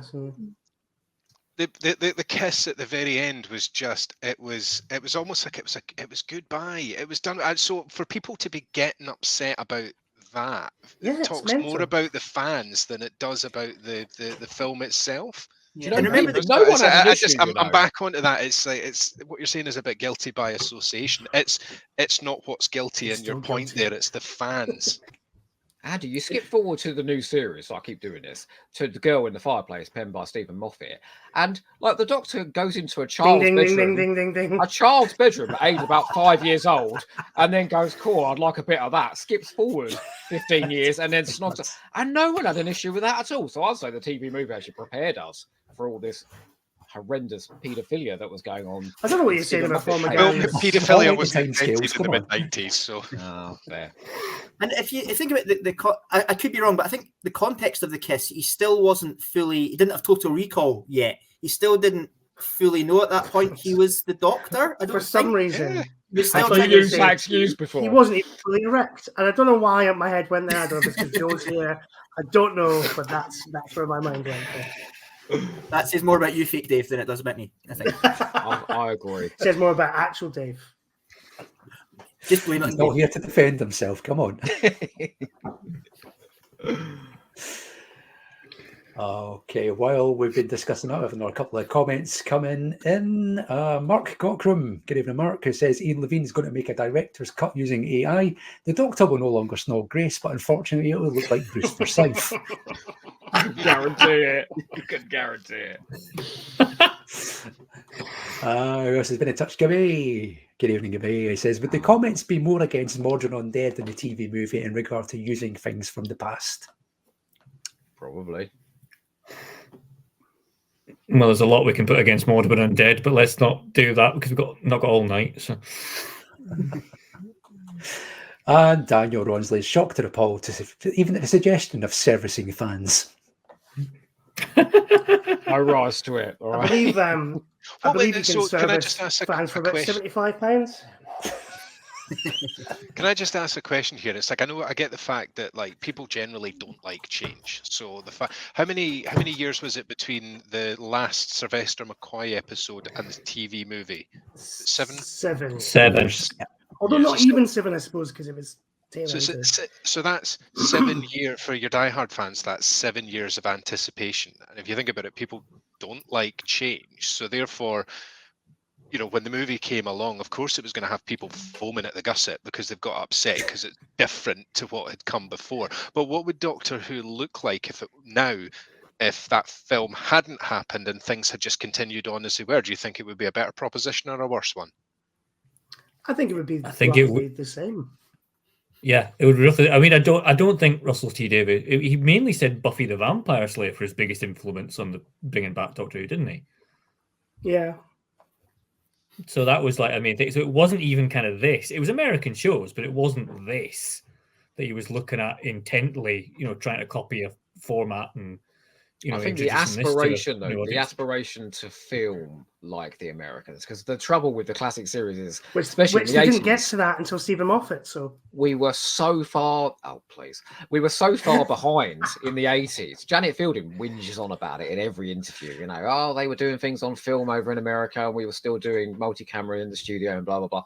And it was a mindset right up until '89 when the show was chopped. It was very archaic. I think. The series came back after the TV movie with the aspiration to make it more cinematic and to make it like the Americans make it. Oh, okay. There you go. Stunned them into silence, Joe. But I think, again, it doesn't... This isn't the root cause of that. It was just a general. I mean, Doctor Who has always been trying to break that American audience. They're doing obviously on Disney Plus now, and that's going to be, you know. Have they though? We haven't seen the numbers yet. Well, this is it, but it's an attempt at least, and it's to directly go on one of the biggest streaming services in the world. The new Russell T Davies era. Yeah, well, I can contradict myself. Look how pretty I am. Yeah.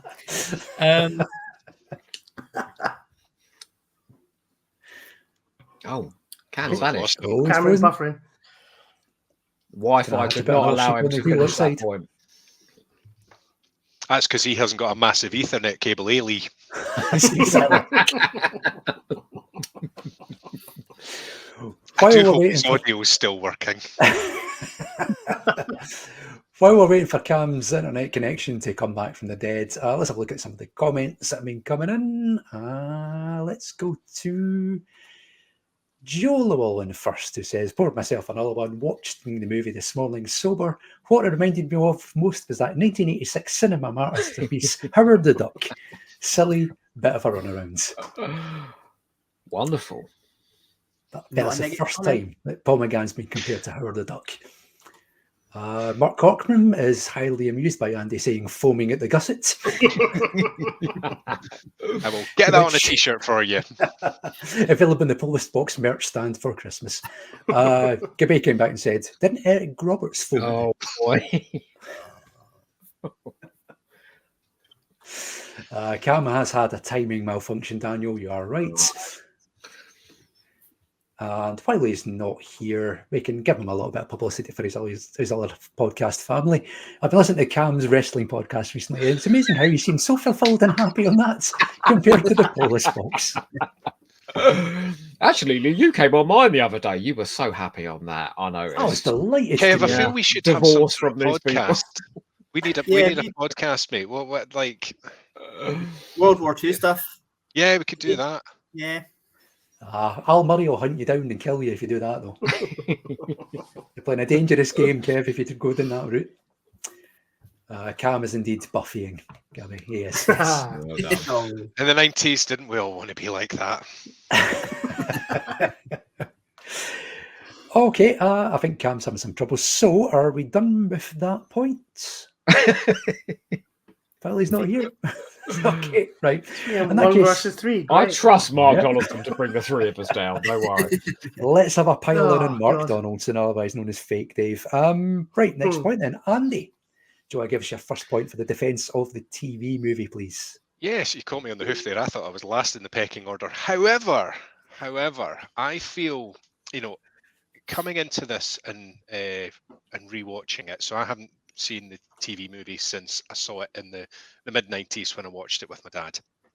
And rewatching it, everything that we've just covered there just now, how it is a child of the times. It was elements of X-Files, Space Above and Beyond, Babylon 5. Was it Firefly? I can't remember what it was called. It was that kind of American production value, and that was great. And I'm so glad that we've covered it here.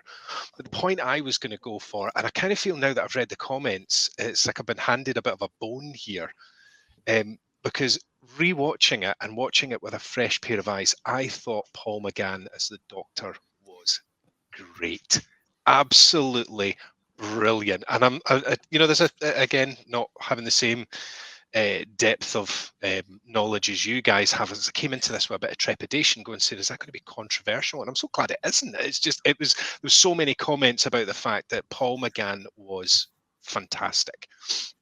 Now, what makes me think that? So I actually thought the regeneration scene was really, really good. It was very Mary Shelley, the whole Frankenstein look to it. He's got the bed sheet around and screaming into the thunder and lightning, who am I? And it was brilliant. It was really, really well done. But there was also an element of like humility to him. He was affable, he was likable as he was finding himself. There was a distinct lack of that sort of narcissistic tendency that came out with later Doctors. Lee, we've had this conversation before, and I'm going to get it wrong. One of my favourite Doctor Who episodes is it Children of the Blood? I'm going to get that Human right. Nature, Family of Blood. You're thinking of Family of Blood. Yeah, that was it. Family of Blood, and it's like the changeover. So what was it was Tennant's character. It was John Smith. Was it John Smith? Mm-hmm. Thank you for all nodding along. I'm going to shamble my way through this. And it's like when he made the realization that the Doctor's an arsehole, right? And I watched that and I was like, do you know what? He's absolutely right. The Doctor is an arsehole. I much prefer John Smith. He was likable, affable, just a good person, really good natured. And that's what I saw in Paul McGann's portrayal of the Doctor. He was nice. He was good. Even at the very end when he says, like, come with me. He says it with sincerity, and then Grace says, "Well, why don't you come with me?" And there was a real sadness. You remember his response? He goes, "Oh, it's tempting." It's gorgeous. Yeah. There was a real sincerity about it. Whereas, again, using that episode, which is one of my favourites as an example, I think the Doctor was like, "Well, come with me if you like." It was almost like a throwaway comment, and I was like, "You're a prick." And you don't need to be. You don't need to be like that. So it's like, I loved the fact that the Doctor was just a nice character, and it was like a fine wine. He just grew as the episode went on, and it was it was a bit sort of stilted to begin with, but as the episode went on, he grew and grew into it. And I just thought, do you know what? If that was going to be an American audience's view of Doctor Who for the first time, I thought it was really, really well done. It wasn't a stuffy old man. It was, he's got the Victorian H.G. Wells get up. He's quintessentially British. He's handing out jelly babies because it's a bit quirky. It was what the Doctor Who needed to be as part of that, and I just thought it was really, really well done. So yeah, my point for the defense was Paul McGann was fucking awesome, and actually, I'd probably shag him too based on that performance. Boom.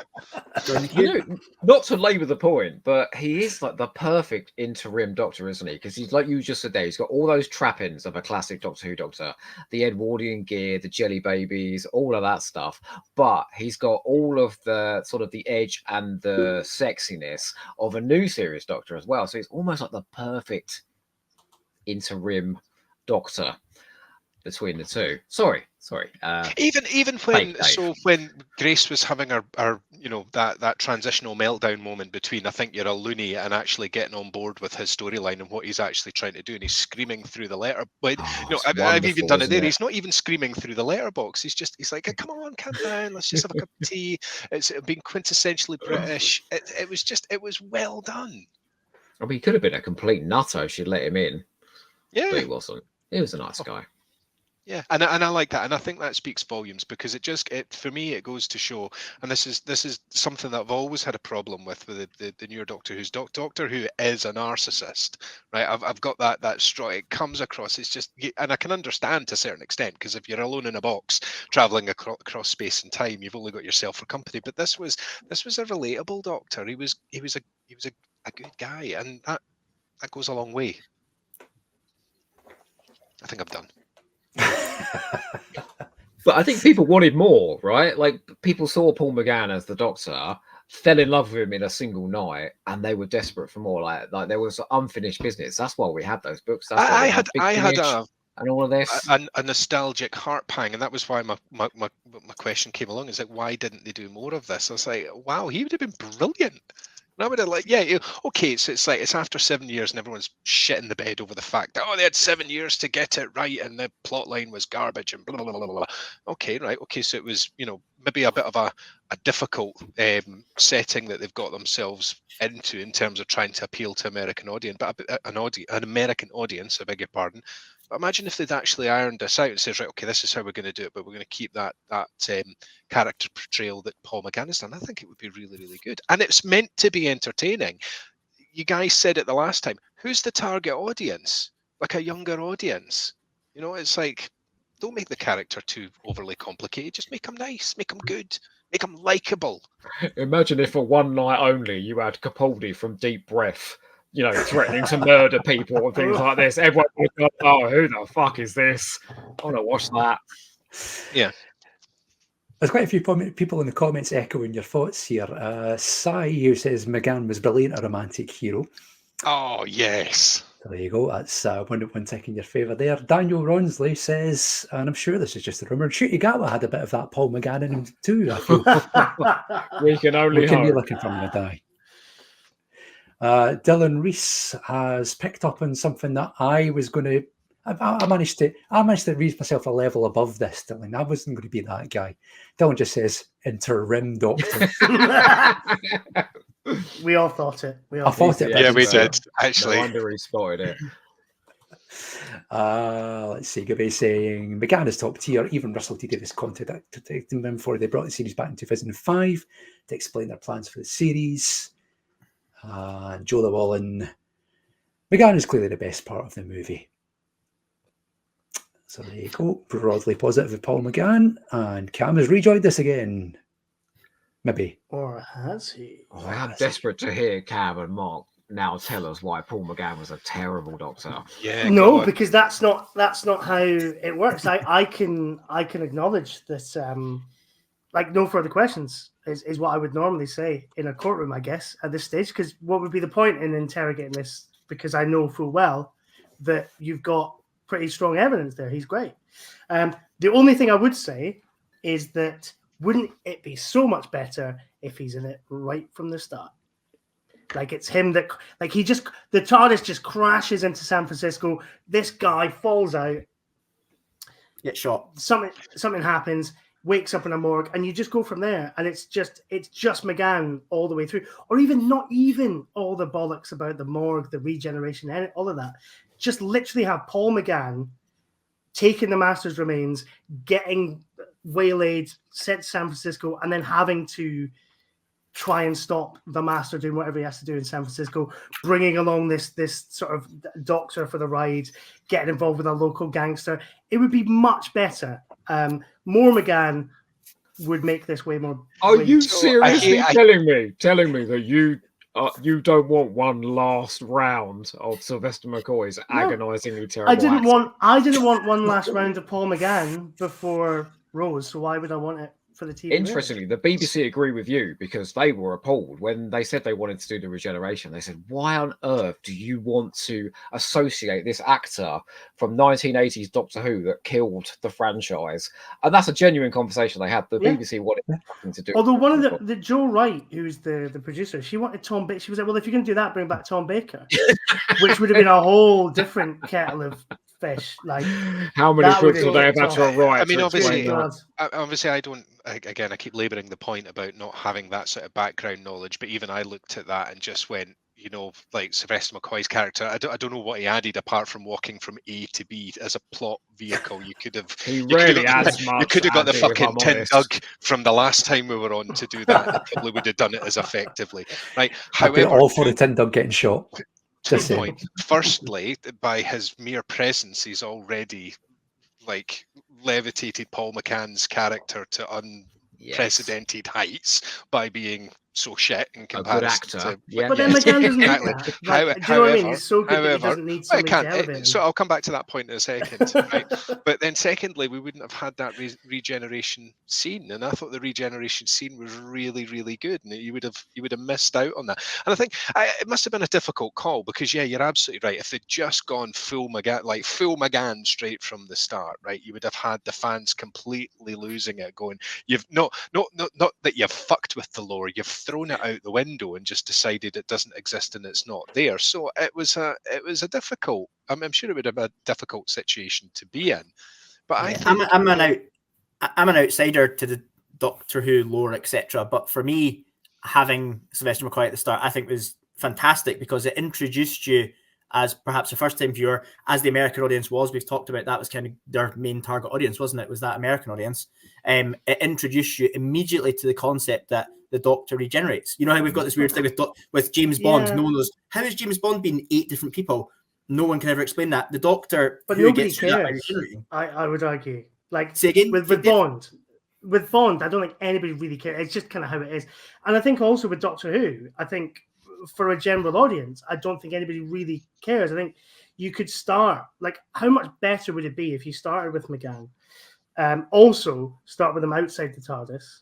Like, that's one of the biggest failings of this, is that you start inside the TARDIS so you don't get the I actually agree with like, that oh my point. God, it's bigger on the inside. When Chang Li first goes into the TARDIS, that should have been the first time. Sorry, before you continue, exactly, Mark, before you continue, and I meant to take a note of this on my questions here. You know how it's like with every regeneration of the Doctor, the TARDIS changes as well. Did the TARDIS change as part of that? I can't remember now. I don't. No, did I don't it remain? I think it was just Yeah, it was that. I mean, that was one of the things that I did love about it, is the fact that they went full Victorian. It was like that sort of introduction of that sort of steampunk look to it. And like I said, I mean, I didn't get where the candles and the fucking sculptures and everything came from, but it was really, really good, and it had that sort of, and like I said, what's he reading when he's sitting there? H.G. Wells' The Time Machine. I mean, come on, what you want a British time traveler? What's he going to look like? He's going to look like he fell out of the Victorian era. Of course he is. Try hard, maybe a little bit try hardy. But no, just on the regeneration thing, just to finish that thought, is that you completely take away any stakes or drama for the series that would have come after, because the audience at home has watched that first episode and knows, oh well, he can regenerate, so I'm not that bothered.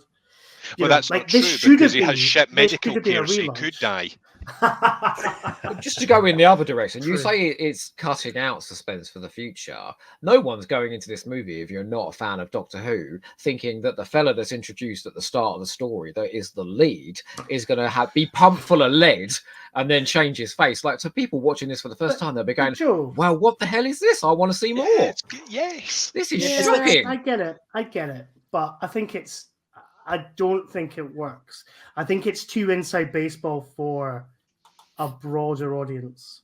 Well, you're a Doctor Who fan. I don't think you're thinking like a member of a broader audience. I think you're thinking like a Doctor Who fan, going, I don't think we should have the regeneration or anything like that. No, I think I am, like, because I think there is a version of this where you're absolutely right.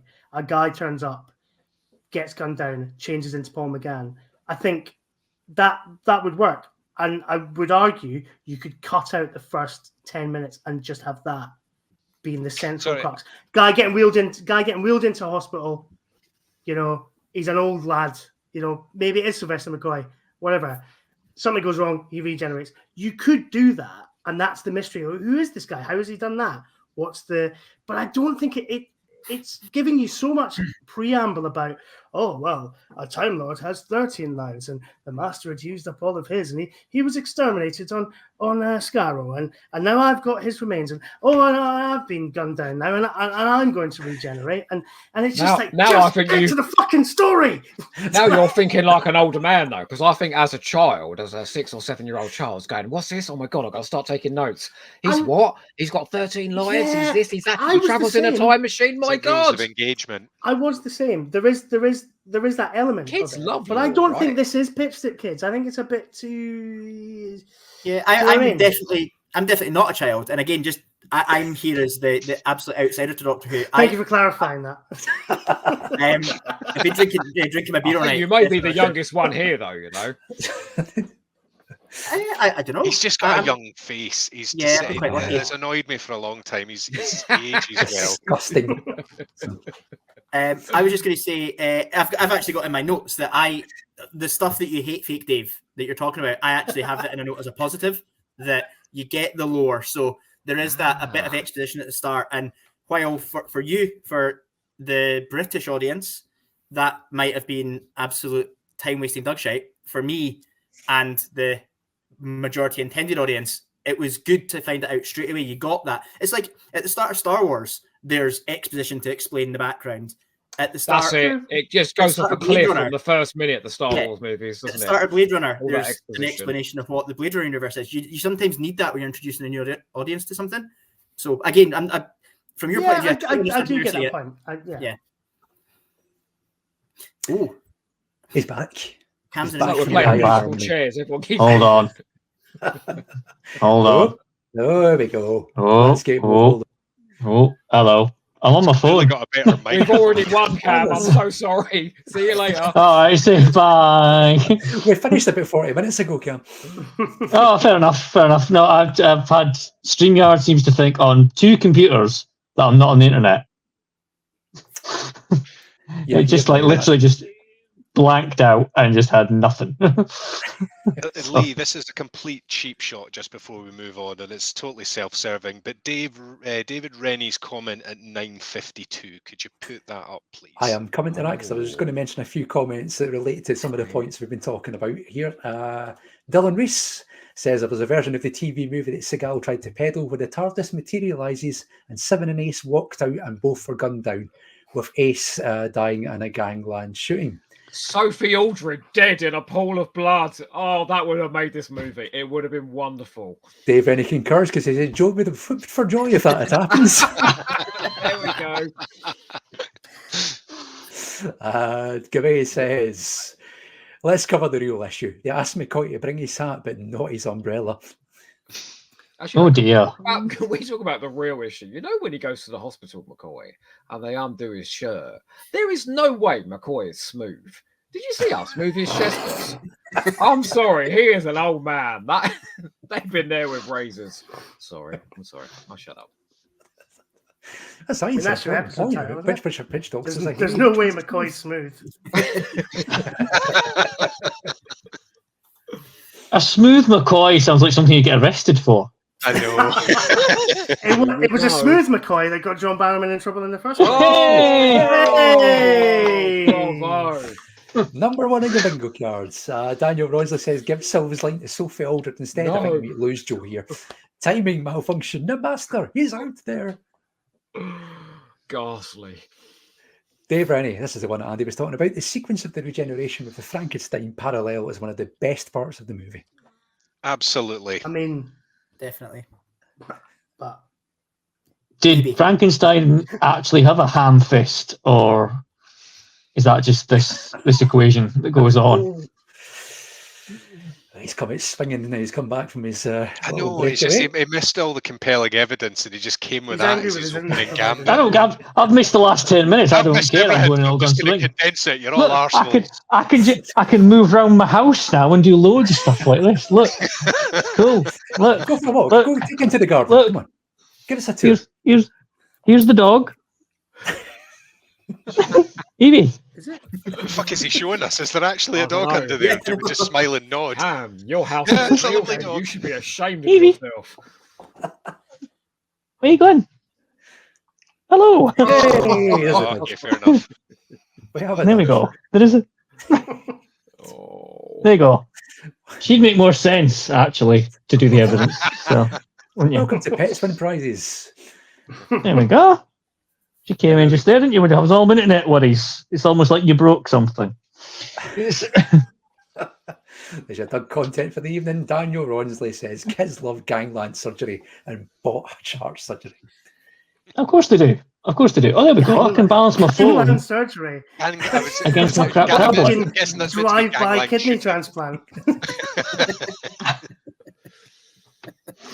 Although, if the Tories have their way with the NHS, that's exactly what we're heading for.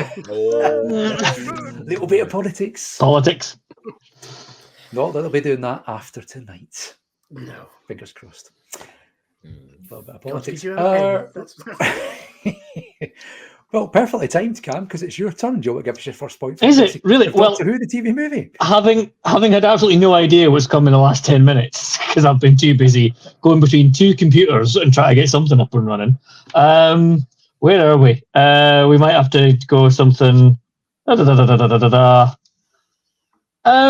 We've probably have we mentioned about the fact that it starts with regeneration, and that's probably an ill-advised move. Yeah. Have we done all that? 10 minutes. We've done all that, right? Okay, that's out the window. Did we mention Eric Roberts? Yes. Please don't use that. Out the window. We didn't. I'm just messing with you. We haven't. Oh, wait, what? Oh, I'm fair only enough. messing with you. We haven't done that. When you go, Eric Roberts. Right, here we are, and here's a thing that'll chime with most Doctor Who fans. The Doctor lets Lee and Grace cheat death, and somewhere Adric weeps in his dinosaur trampled grave. It's because he was annoying. Oh, he's a little twat, so you would, but I love how, again, this is another example of he could have saved him. Just didn't want to bother. I get the feeling Really? we have to, judging by the blank looks in the bottom right-hand corner of the I knew that was coming. Explain the Adric thing to Andy and Kev. So lay it out straight. Okay, right. Adric is a Doctor Who companion who was a little kind of boyish figure with like a crap haircut who was really, really good at maths, and that was really like his only defining thing. Like the guy from the last one we watched. Like Brendan. Yeah, kind of like Brendan. Yeah. And in one of a particular Doctor Who story called Earthshock, he dies at the end by staying aboard a spaceship that's about to crash into prehistoric Earth by trying to solve maths equations to get it to not crash. And he ends up being the asteroid that kills the dinosaurs. And the Doctor has this whole thing about how it sounds shit when someone's explaining it to somebody. Yeah, I know. When you have to explain it like that, I'm dying over here. You sound even more And shit it's when like- Paul McGann's doing the explaining. Am I right? yeah. And there's loads of like hand wringing that goes on afterwards, going, "Oh no, I couldn't possibly save him. Couldn't possibly do it. You know, it's a fixed moment in time. Couldn't interrupt that. Sorry." And then there are about. It's only 2 They're minutes. about. And then people just forget about him afterwards. And then there's about 50 different occasions since where he's had someone near death that he has like materialized the TARDIS around or saved somehow. That you can thinking, you could have done that for Adric, mate. Do you know what that sounds But very he- much like the end of Titanic, where there was fucking plenty of room on that wardrobe for Jack to get up. Oh no, she's hiding his head under the water. It's fucking. Yep. You got the necklace. There was fucking loads of room on that wardrobe. Yep, it's the same thing. Though there was loads of room on that TARDIS, and yet the poor sod dies. I say the poor sod, he's an annoying twat. He's the worst companion ever and deserved to die. Sorry, that wasn't a very good piece of evidence, was it? Couldn't you? You could extend that argument and say, well, then why does anyone die in Doctor Who ever? If the TARDIS, why the hell did he regenerate at the start? Well, yeah, exactly. Because that fairy dust could have just puked out of the TARDIS and saved him then. If I was to make a serious point in the criticism and prosecution, I was struck watching this by this slight air of racism going on. Yes. In the fact that we have a young... Well, as 6 white Asian- men, I'm sure we're perfectly placed to discuss this. Yes. I mean, it's how the lack of diversity on this call. You know? Yeah, pretty much. We have Grace, who is a white, well-to-do, high-earning surgeon with a love of opera music and a large house that for some reason her boyfriend can get a removal van in the middle of the night, it would seem, to move all of his stuff out of. How did he manage to get away with the sofa? I would have taken at least my clothes and my shoes, but you know, he made off with a fucking sofa. I mean, how? Yeah, exactly. Yeah, it's like, because he's taken the sofa. I mean, like, he must have got a whole team involved at very short notice. He's come back from the opera and decided, you know what, fuck this. And fuck she didn't her. even seem that bothered as well. So it's like, oh, he's fucking taking the sofa. Like he's got previous. He's always taking the sofa. It's all these men in her house taking the sofa away from me. The fucking sofa's gone.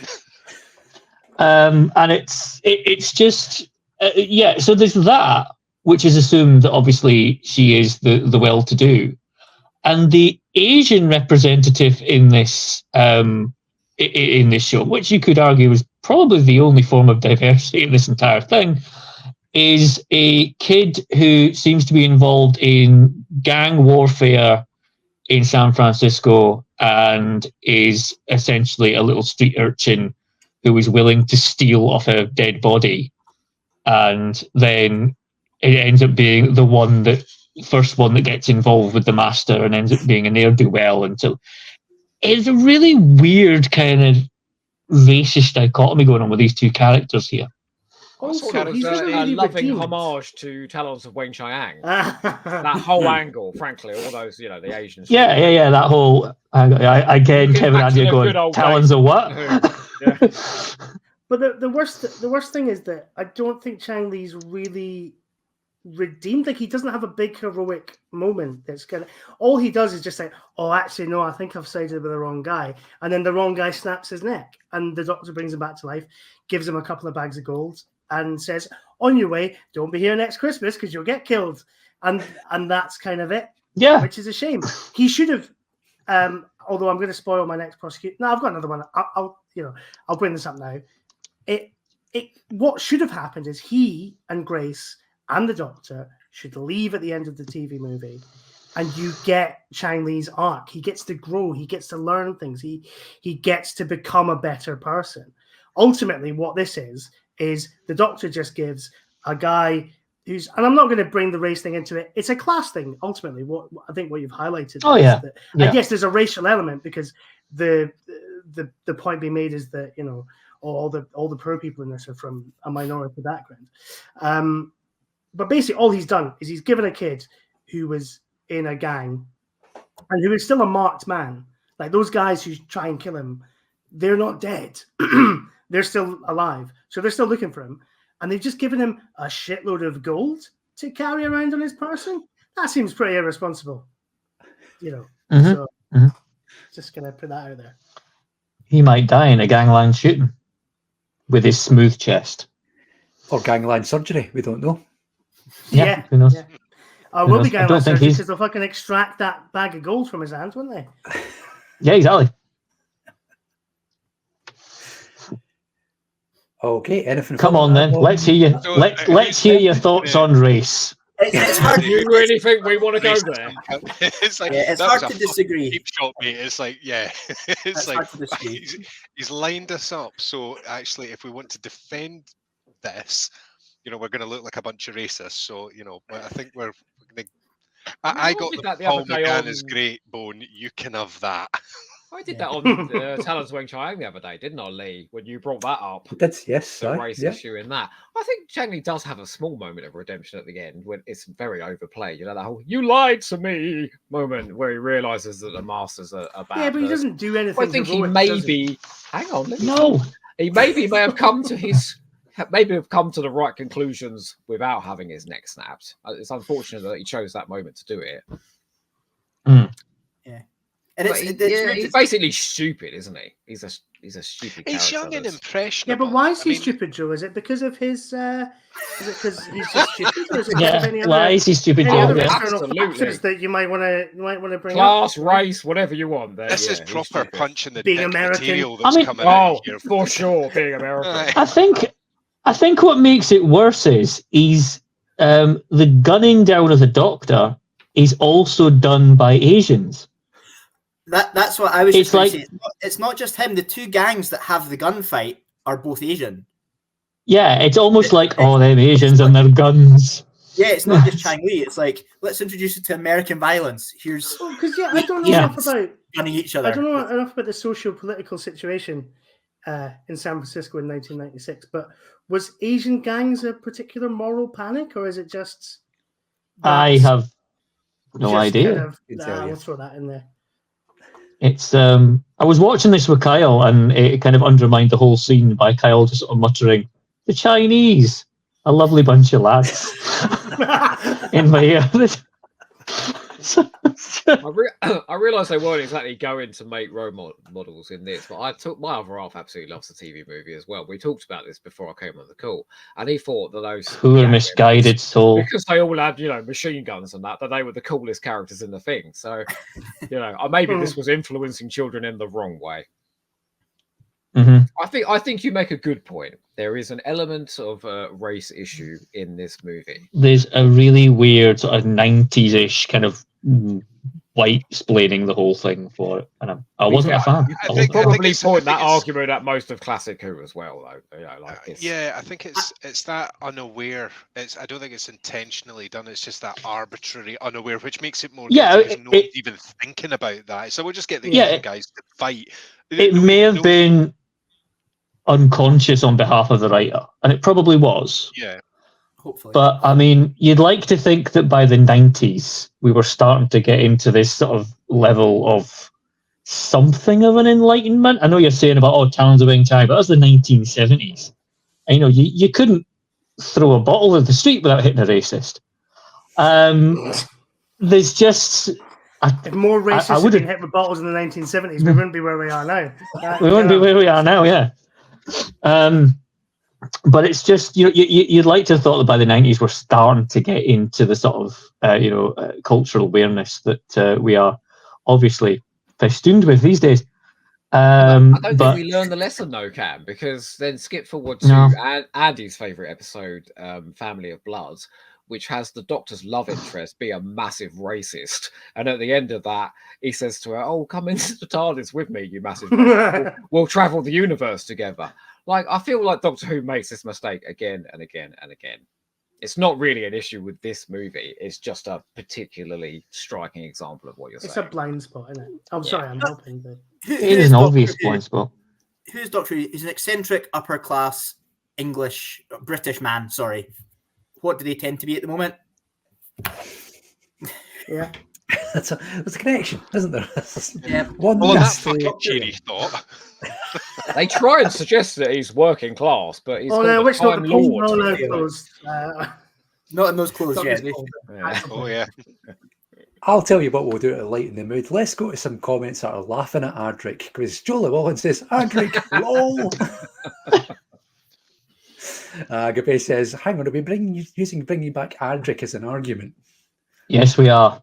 Do you know what? Actually, I love the fact that it's like what we're doing is like avoiding one subject by bringing everyone together with like persecution of another individual. Yeah. Yep. Let's just here's something we can all fucking relate to. Everyone He was was shit, lols. Dylan Reese has been in touch to say, "Is this not the BBC coverage of the election? I thought Paxman looked ill." But which one of us is Paxman? That's the question. Good question. Did you threaten to overrule him, Mark? And finally, Daniel Ronsley provides a little bit of historical context here. He says Asian gang shootings apparently were quite a big but periodic news story back in '96, although rivalries among Chinese, Vietnamese, Cambodian, etc. gangs had already existed for decades. It's a relief. We've got listeners here with actual facts at their fingertips, isn't it? Yeah, maybe we're the issue because we've actually just been on here saying Asian. This Daniel has been more explicit and talked about specific nationalities. Maybe we're part of the problem. We've just said. Well, I wasn't gonna. Maybe it was a I wasn't really gonna. I wasn't gonna pin it on one nationality. I don't think he ever really gets a nationality lead, does he? Apart from no, sort of generic Asian. Chinatown, so the implicit suggestion is they're all Chinese. Chinese, but it's never actually explicitly said. But again, I think that's a blind spot thing. It's that thing of casting Chinese actors in America to play Japanese characters or Vietnamese characters. There's a lot of that kind of that still goes on today. But anyway, is there even a black character in this? I was thinking the same, but it was there's a close up on a nurse, isn't there? I think at one point. That's it. The security guard guy. The security guard. The atomic clock is. He gets jizzed on, doesn't he? By the mask. They all get jizzed on, yeah. Who literally just stands in and is very, very quiet. Jizzed on eventually. Yes. This would be an interesting spin-off. What happened to the Asian gangs at the start of Doctor Who the movie? It's probably desperate to see it. 30 years later. There's bound to be a big finish, isn't there? Oh, give them ideas. Oh, yeah. Yep. And if there's not, there soon will be. I want to see it. Okay, right. Let's get away from the whole race thing and the whole Adric thing, which is probably more offensive. Let's go to Kev. Let's have your point for the defence of Doctor Who, the TV movie, please. Yeah, so I'm going to regale you all with how personal development works in the public sector. Is how I'm going to so fascinating. So I'm fortunate to work in the public sector for a financial institution, and apparently just doing your work is not enough to prove that you deserve to have a job. So you also have performance reviews and things like that, and you have to justify your existence. And one method that they use to do that is something called STARS. So you have something called a STAR, which is situation, task, action, result. So you think of a scenario, what you did, why it was a good thing, and what it resulted in. And then that's what they actually use to say, cool, Kev, you can keep your job. So I've approached the movie with that mindset. So when they came to make this movie, applying a STAR to it, did they do a good job, basically? Have they kept their job? So the situation, what were we facing here when they came to make this movie? So there's been no Doctor Who on TV for 7 years. We've talked about this already. The last 3 series from 87 to 89 saw 3 of the 4 lowest viewing figures in Doctor Who's 26-year run. So it was dying. They were less than their mid-70s peak, basically, in terms of viewing figures. Sci-fi was changing. So we've gone from the 70s, the wholesome family sci-fi of Star Wars, Buck Rogers, Planet of the Apes movies in the cinema, Battlestar Galactica, etc. That's all moved on to 80s sci-fi, where we're getting things like The Terminator, The Thing, Aliens, Blade Runner. Sci-fi itself is changing. I think that's part of why the 80s Doctor Who was maybe feeling a bit. We've discussed Sylvester McCoy. I think you guys know more than I do. He also was pretty shit. But that time of objection, Your Honour. Overruled. Defined objection. This is really compelling. Keep going, Kev. That time of like quaint, family-friendly sci-fi was over, and it was now big and bold and coming for the adult audience. So that was the situation that we were in. The task. So in the midst of this change to how sci-fi was being viewed, there was make a TV movie that appeals to all. So that's a difficult thing. So existing fans and also newcomers alike. And that would obviously involve reminding the previous viewers that the Doctor hasn't been forgotten. This is still something that exists. We still want to bring this back. But also then make him accessible to that new generation of viewers. And again, we've discussed the ultimate aim was to try and get Doctor Who into the American audience. So what did they do to try and do this? So they got an executive producer in Philip Segal who had just worked on Twin Peaks with David Lynch and 30-somethings with Edward Zwick. So both of those are Hollywood legends who by that point had both had Oscar nominations. And in fact, Edward Zwick's films had won 4 or 5 Oscars already. They got a director in Jeffrey Sachs who at the time was at the top of his game. So as much as it's a bit weird for us now, Spitting Image, Rick Mayall's The New Statesman, Bergerac, Lovejoy, they were all massive successes on TV. So getting a TV director to do a made-for-TV movie, a guy who's at the top of his game, that's just an exceptional choice, getting him involved. Opening the movie, I think, I love the Doctor Who theme. I think it's absolutely spectacular. The whole story behind how it came up with is just genius. And if you notice, they actually open the movie with the theme with the sort of the hero aspect of it. You know, it's got that bit where it changes. They open the movie with that part, which is really subtle, but I really like that. It's a bit of a more sort of positive, less mysterious sound. And yeah, I just think that was absolute genius. That's how they opened the movie when they started the titles. And we've again discussed fake Dave and I, maybe we disagreed a bit on this, but I thought the explanations in the first few minutes about what it meant to be a Time Lord, the 13 lives, etc. I didn't find that patronizing in any way. I found it was actually quite delivered quite cleverly. It didn't feel like that annoying thing you get in like American sports movies where they just make up commentary to explain to dumb folk how the sport works. I find it the most patronizing thing in the world. It wasn't like that at all. It made sense the way they delivered it and told us what the Doctor was all about. And then again, we've talked about this a little bit. They had sort of continuity stuff. They did the in-your-face stuff, obviously, with opening with the Last Doctor, Sylvester McCoy. We've discussed that. For me, we've discussed, I liked that. That let the loyal fans, I think, know that this wasn't just some sort of weird spin-off. This was still part of the Doctor Who canon. It was a continuation, making that very clear right up front. Again, I liked it personally. But then there was all the subtle stuff, and I really loved this, like using the TARDIS key that John Pertwee had brought in. So that little link back. Andy, you mentioned jelly beans. That was actually in, obviously I didn't know this, I've researched this, Patrick Troughton's second Doctor and Tom Baker's fourth Doctor. They had the jelly beans as well. There's that little callback. The long scarf in Hospital, Andy, you mentioned that as well. That's a callback again to Tom Baker's Doctor. There's all these little bits in there for you guys, for the Doctor Who fans to say, this is, like, they're making sure you guys know they're making this movie and they're thinking of you as well as the American audience. They're still thinking of the Doctor Who fans.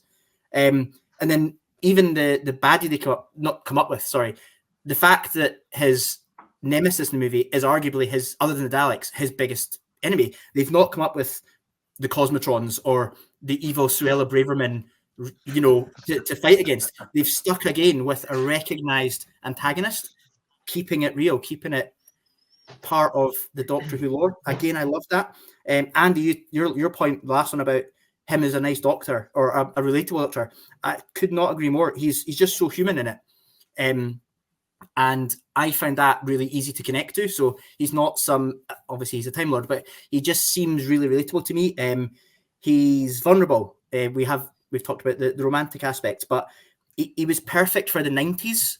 So if you think about what the 90s was, there was so much change going on. You've got hip hop, happy hardcore, multiculturalism, multimedia, e-commerce, environmentalism. That's all change. And he's come along. And the reason I think that so many folk in the comments have liked him is because he was a different Doctor. He fitted perfectly into the 90s, which was all about change. It was an exciting new time. People from the last podcast that I was on will know that I had maybe a bit of an issue with the sidekick. Or no, actually it wasn't. I suppose it's the main character. No, either way. The sidekick a bit of an issue. maybe.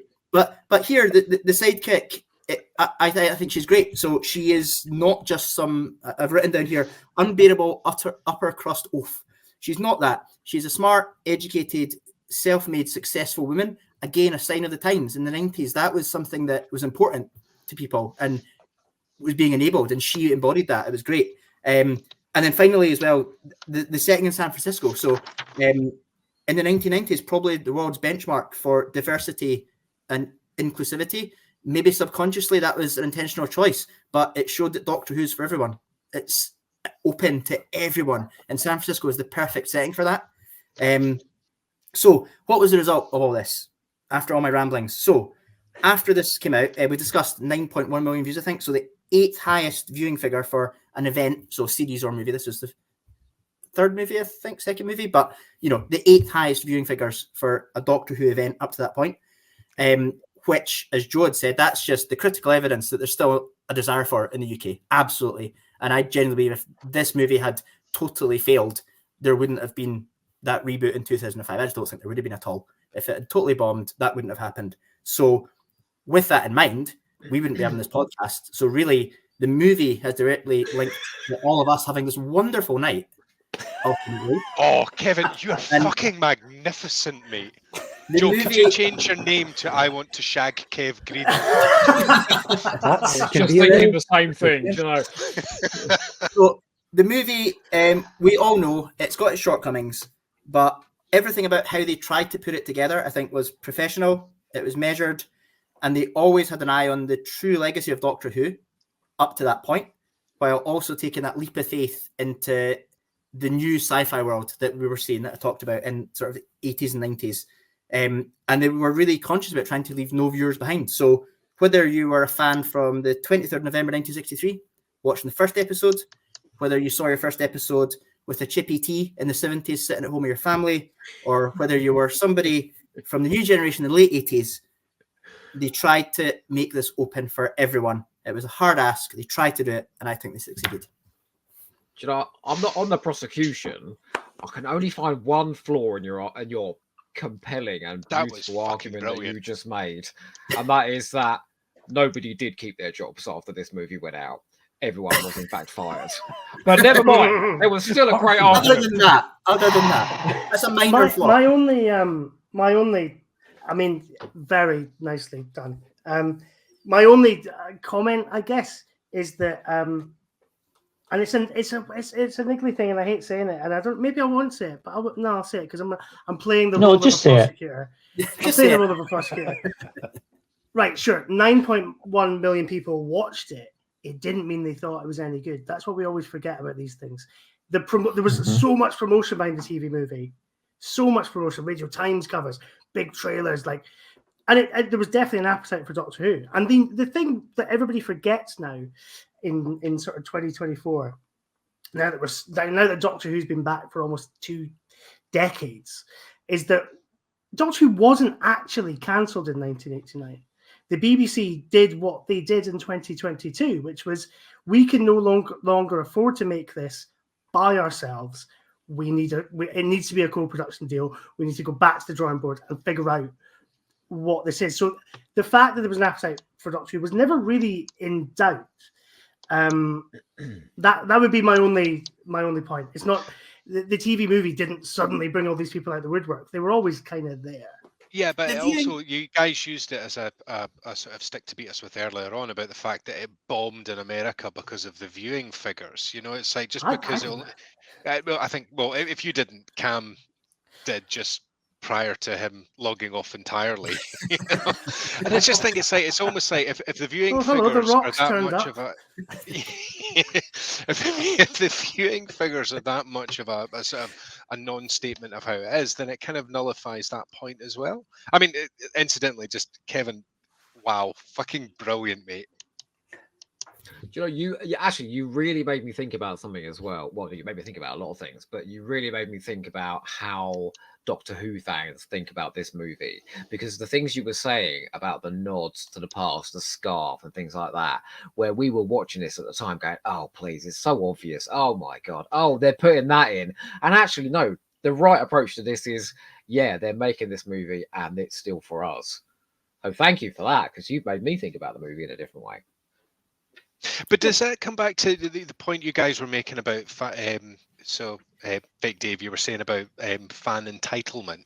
You know, it's like, is that just an example of that? It's like, actually, so this goes into my point about the Doctor. There's nothing wrong with the Doctor being a nice guy. You know, it's like, so the way they've constructed the character, he's a good person.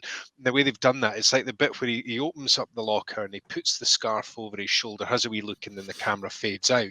You know, I can imagine fans at the time going, oh, please, as if we're fucking idiots. It's like, actually, do you know what? We're trying to do something nice here, just to remind you, we haven't forgotten about you. We haven't left it behind, when in actual fact, if we'd played it out the way you'd said, they just completely done away with the regeneration scene altogether. You might have had fans going, well, they didn't even give us any nod. So I think Kevin makes a very good point. Even the regeneration is a massive gift to the Doctor Who fans watching. Yeah. Yeah, no, but on the subject of the little Easter eggs, I guess we call them now. I like all of those, and I think I much prefer Paul McGann opening a locker and trying on a long scarf to Ncuti Gatwa standing on a rooftop going, "Oh, my granddaughter Susan used to live over there," and I hate all that stuff. I hate those kind of performative, like, listen to us referencing the past. I much prefer things like the Eighth Doctor Subtlety. handing out jelly How babies. can you, a Moffat fan, possibly complain about Doctor Who referring to the past? Because it does but he makes a virtue of it in the storytelling. Davies is just flinging out fucking references like they're inserted into all those scenes. Oh, we're not here to relitigate Stephen Moffat. Bring it back to Moffat, always. Order. Do you know what? We've If been at this anything for these fucking 2 hours. podcasts give me is like the fact that I want to walk away from this and go, I want to watch it more to get all this. Like the fact that you are both having at each other over something. I'm going, I mean, I think it's really good. We're also exaggerating a little bit, but don't disappoint me. Not much.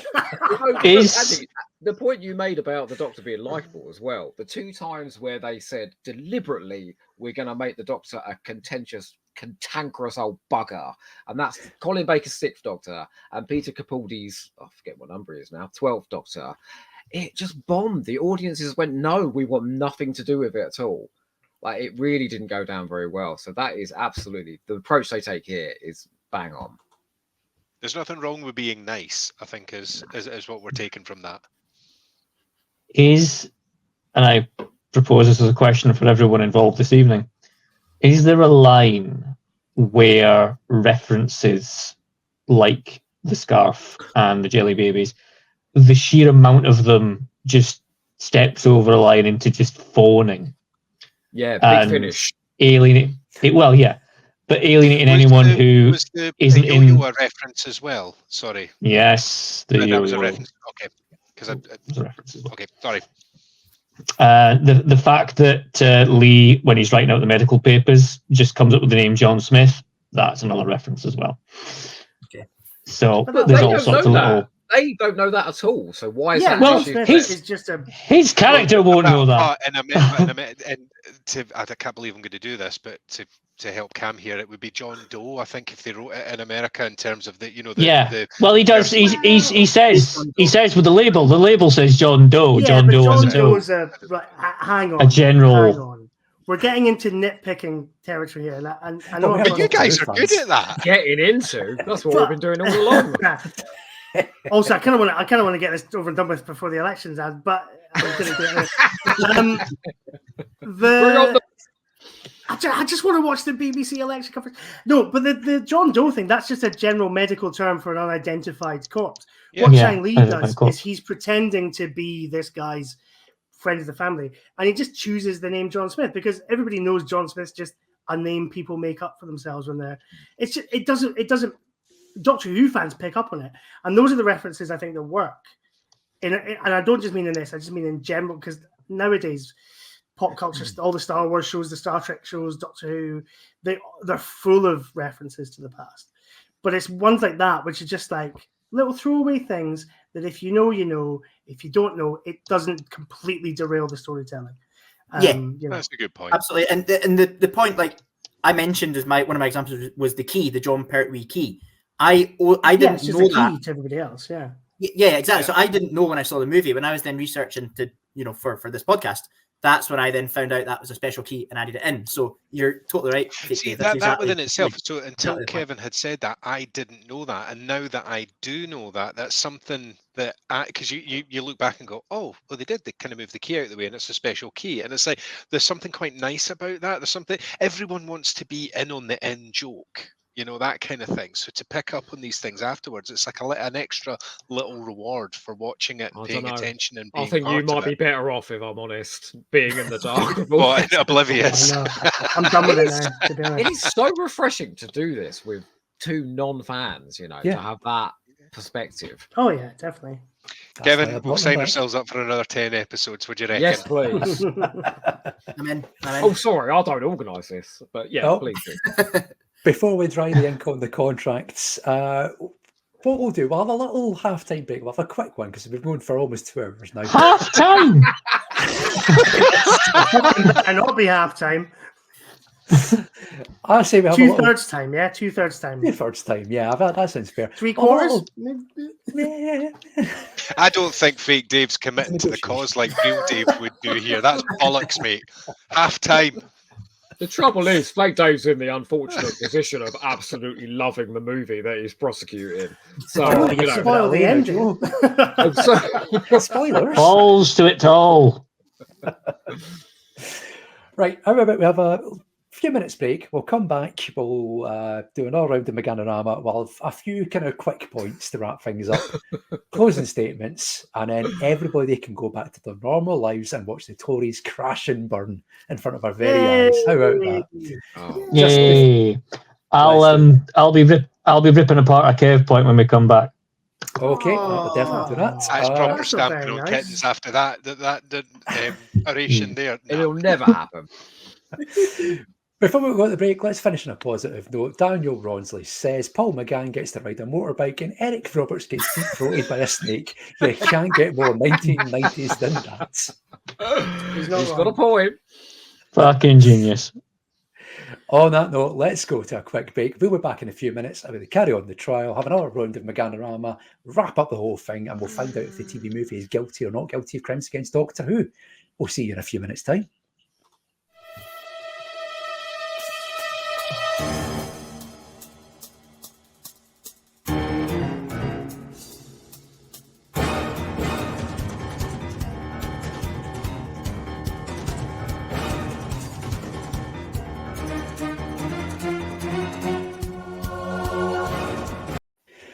And we're back for the second half of a Polis Box Live that makes a Lord of the Rings trilogy look like a 5-minute short. Welcome back to the rest of the TV movie trial. Before we get back into the trial itself, let's ramp up the tension even further. It's already sky high as it is. Let's go for round 2 of this.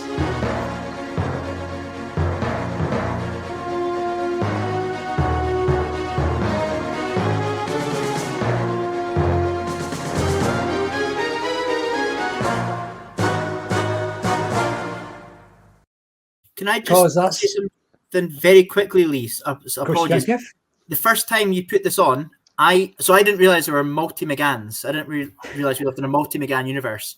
So I thought the second Megan was just the first Megan but older, and then the other two weren't Megans. And I thought the game was going to be the first time, is this a Megan or not? It was where I thought this was going. I had no idea there were multi-Megans. What's the collective noun for a Megan? What do we think it is? What's the answer that's not going to get sued? Swanee of McGanns. They were in a boy band, the McGanns.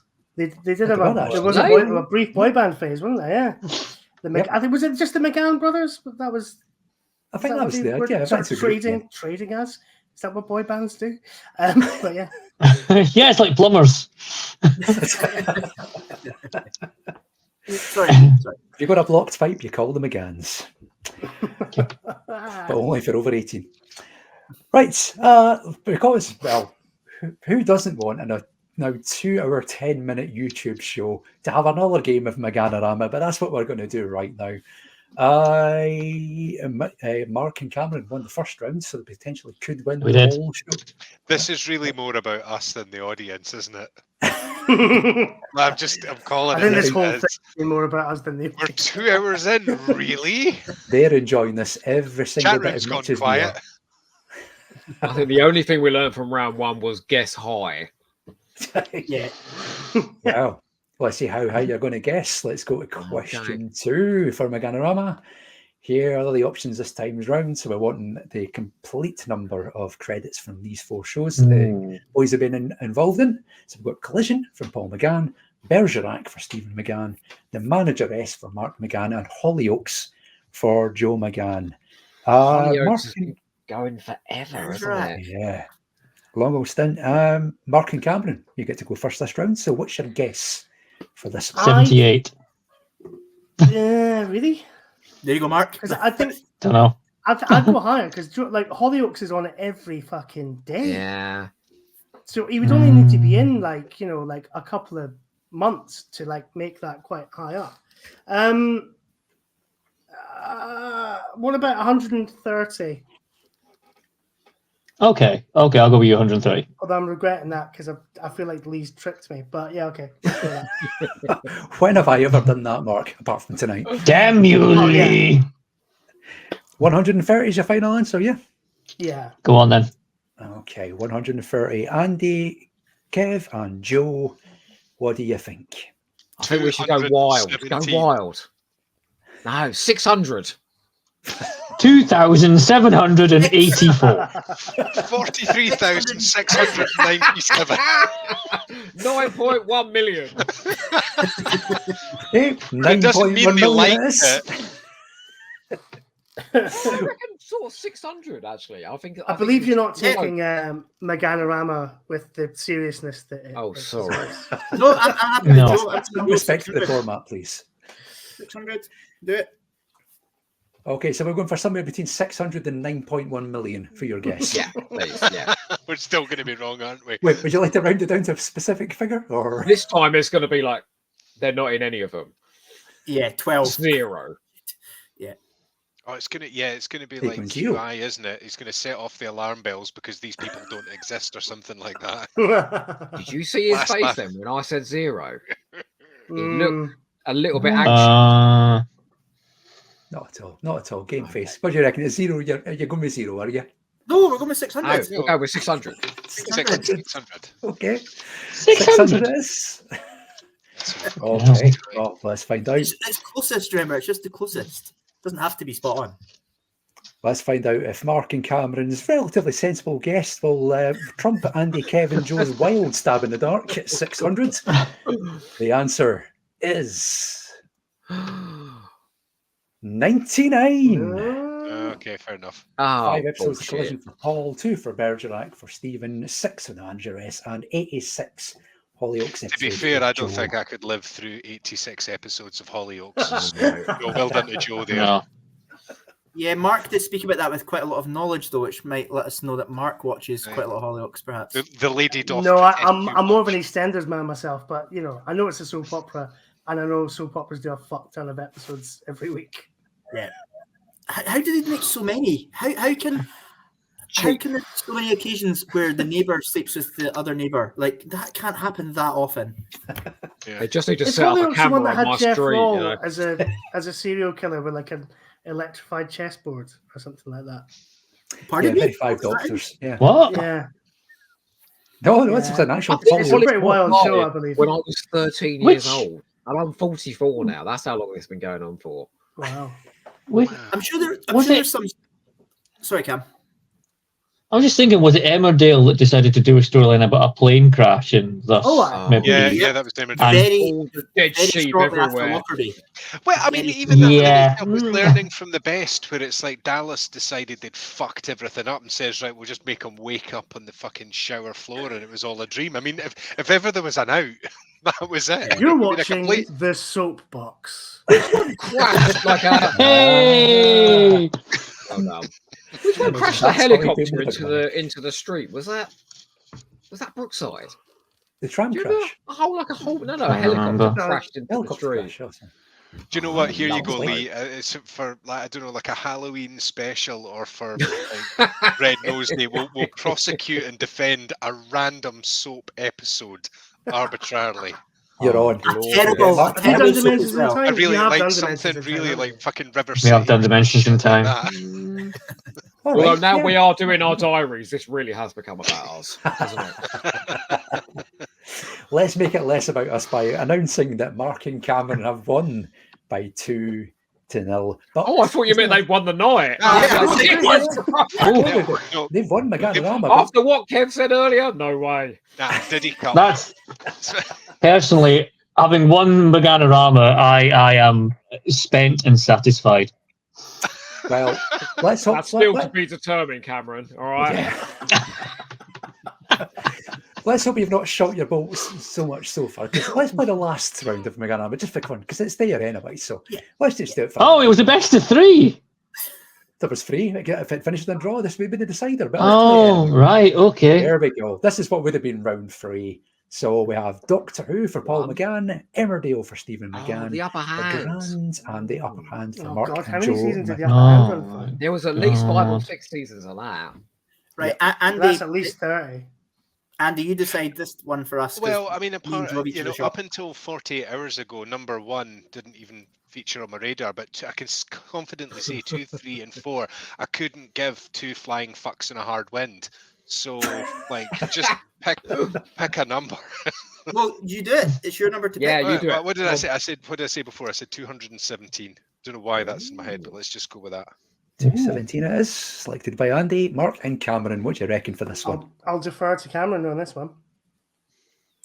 Cameron's a famous. See, again, we're going down that soap opera route with Emmerdale, aren't we? The Upper Hand had a few seasons. I'm going to say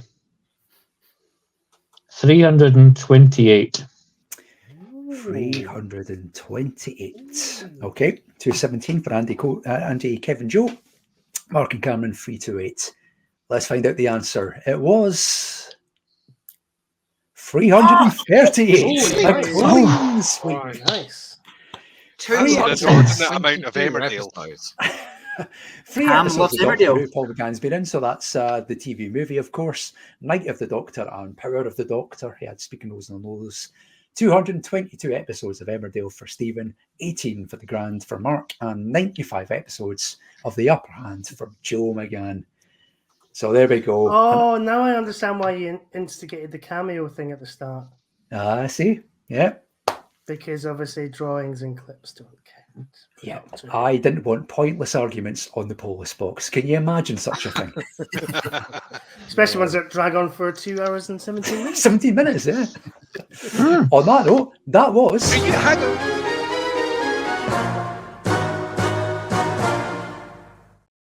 You may not speak, Andy. You fucking cut me off. That was absolutely... And also cut him off with the panorama theme. Shut up, bitch! You lost me now. You don't get to. I'm getting a certain amount of anxiety from fake Dave here, but it's like he would really. It's like he wants to be somewhere else. I wonder why that could. No. I'm genuinely having a lot of fun. Let's just. Every time you want to start, you can just pull up that Meganorama thing. Nice. I think at this rate we'll still be going to the next election, so you're all right. Oh, yeah. All right, come on then. Come on. Let's do this. Only 5 more years, folks, so let's fill the time with a bit more of this. This is the law. Chapter 1.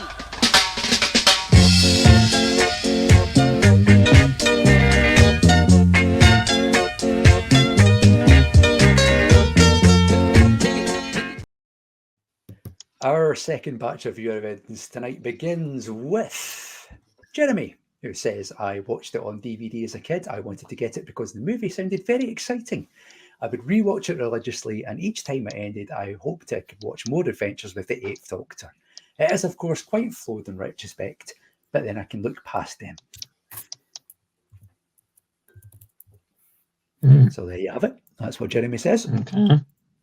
See, Jeremy. Do you think there's a lot of people that have been introduced to this was their introduction to Doctor Who? You know, it's like people who possibly. That's what I remember from my childhood. This isn't people who have, you know, come back to it and they've had, like I said, they've gone through that non-cancellation hiatus of 7 years and then it's come back and then everyone's got upset. This is their introduction to Doctor Who, and then gone, actually, I really enjoyed that. You know, if we think about what everyone was watching at the time. Sorry, on you go, Cam. My first ever memory of Doctor Who was Ultimate Foe, which is any Doctor Who fan will be like, what? Really? Yeah, I don't know. Yep, and I came back. I think no matter how shite any show is in regards to Doctor Who, you know, you will get people who will jump on at that point because it somehow clicked with them. What did we say earlier? It was 7 years between the TV series and so yeah, for a whole generation, that would have been their first exposure. Yeah. Like I mean, imagine watching repeats of old Doctor Who in 1992 and 1993, and then like in 1996, like it's brand new Doctor Who comes along on TV, and you're so excited and you watch it and you love it and you're thinking, oh my god, like I really want a series of Paul McGann, and then that never surfaces. And then 18 years later on a podcast, some cunt asks you to prosecute it. And here's something. So imagine. Lee and I have known each other for a very long time here. I don't know if you were there, but like I remember vividly, Scotland were playing Norway in the football, and it was the same night that the first reboot of the Christopher Eccleston Doctor Who episode was being aired, and our mutual friend Paul Given he came along to where we were watching. It was on someone's flat, I can't remember, but everyone was there to watch the football, and he was there because Doctor Who was going to be on. We'll watch Doctor Who and then we'll watch the football. And he sat cross-legged. This is a grown man, sat cross-legged in front of the television, waiting. And I still got this vision of him sitting there waiting for the episode to start. Now, that to me, that's someone who cares about it. You know, they're waiting to be entertained. They're waiting. That hiatus has just accentuated everything. So it would be nice to care about something as much as that. Yeah, completely. Yes. Why is childhood innocence such a bad thing? Why would you not get excited about something like that? If only we weren't all dead inside. Kevin, Andy, if you're not massive Doctor Who fans, what are your Doctor Who's? What are your big passions? Sabutio.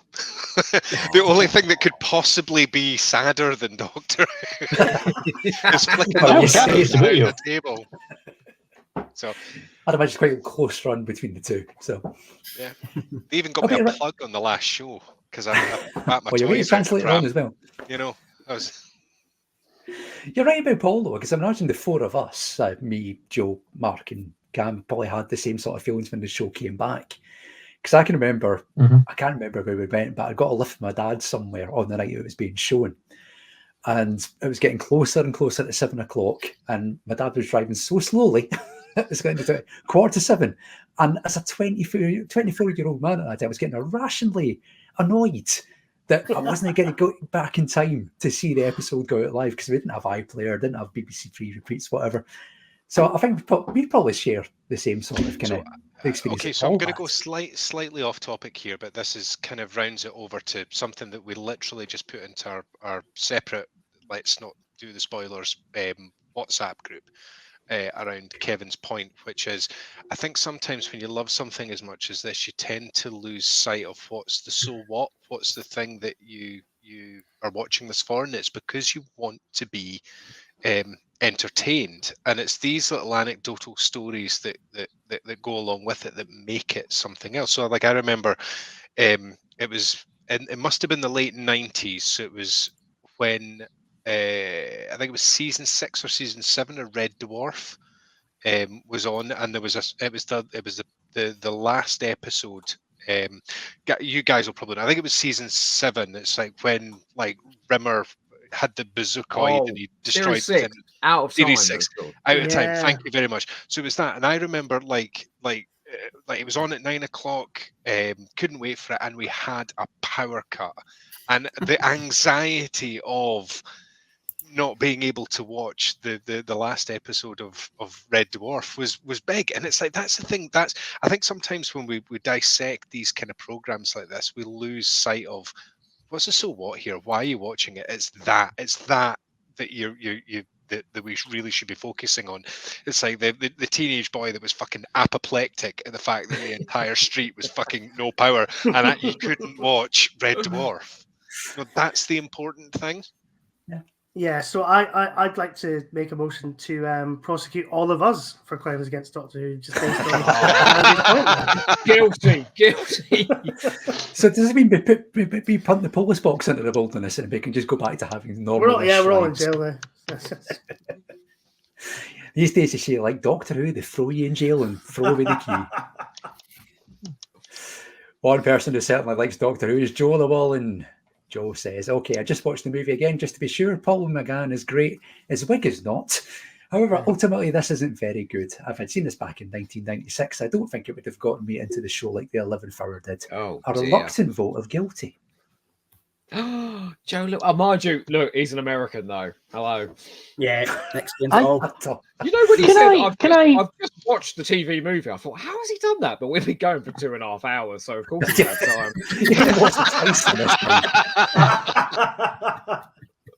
Sorry, Cam. I've just clicked that Americans are watching us do this on the 4th of July. That's right. Bless them. Okay. Joel Llewellyn did say Happy 4th to them all. Yeah, happy treason day. English people are watching this instead of Ungrateful those. Happy Independence Day. I'm going to Crazy. go and listen to 6 Scottish people talking about Doctor Who. Yeah. Scottish people, how dare you? 5 Scottish people and 1 lovely Englishman. And a colonizer. All right, let's move on. Let's go and see what Luke. Who knows I love him, really. Save that for the Freedom podcast. Luke says this about the TV movie. Visually and directionally, it's some of the best Doctor Who we have, and both McGann and particularly Ashbrook deliver engaging performances. But unfortunately, after McCoy regenerates, it devolves into quite a generic 90s action film. It's fun though, and it has its fans. So I was going to make this point earlier on, and it's that whole thing about that Kevin was saying around, well, what's the target audience here? What's the ask? What's the so what? And it was a big ask. So if you get a situation like that, I mean, I'm sorry to do the football sort of tie in here, but you kind of need a bit of a Tony Pulis performance from your team. You know, you want to be solid. You want to just like, so the fact that the Master did have connotations of the fucking Terminator, why have they done that? Because it's like you're appealing to an audience that are going to be able to relate to that. So it's like, let's just like play 4-4-2. Let's keep it nice and simple. Let's keep it tight. Let's keep it structured, and let's go from there. So you're always going to find that. Are we, in that analogy, asking Eric Roberts to take really fucking long throw-ins? Yeah, you want a Kenwyn Jones up front. I feel that we should. Aye. You remember earlier when we were talking about Adric and they both looked opposite. This is how I feel right now.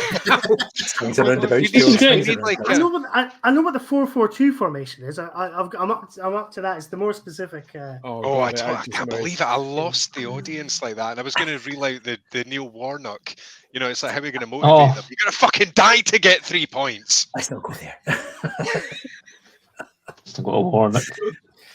Let's do what Aberdeen should have done and steer well away from Neil Warnock, and we'll go and see what Melvin Pena has to say, because Melvin says this: Paul McGann is brilliant every moment he's on screen.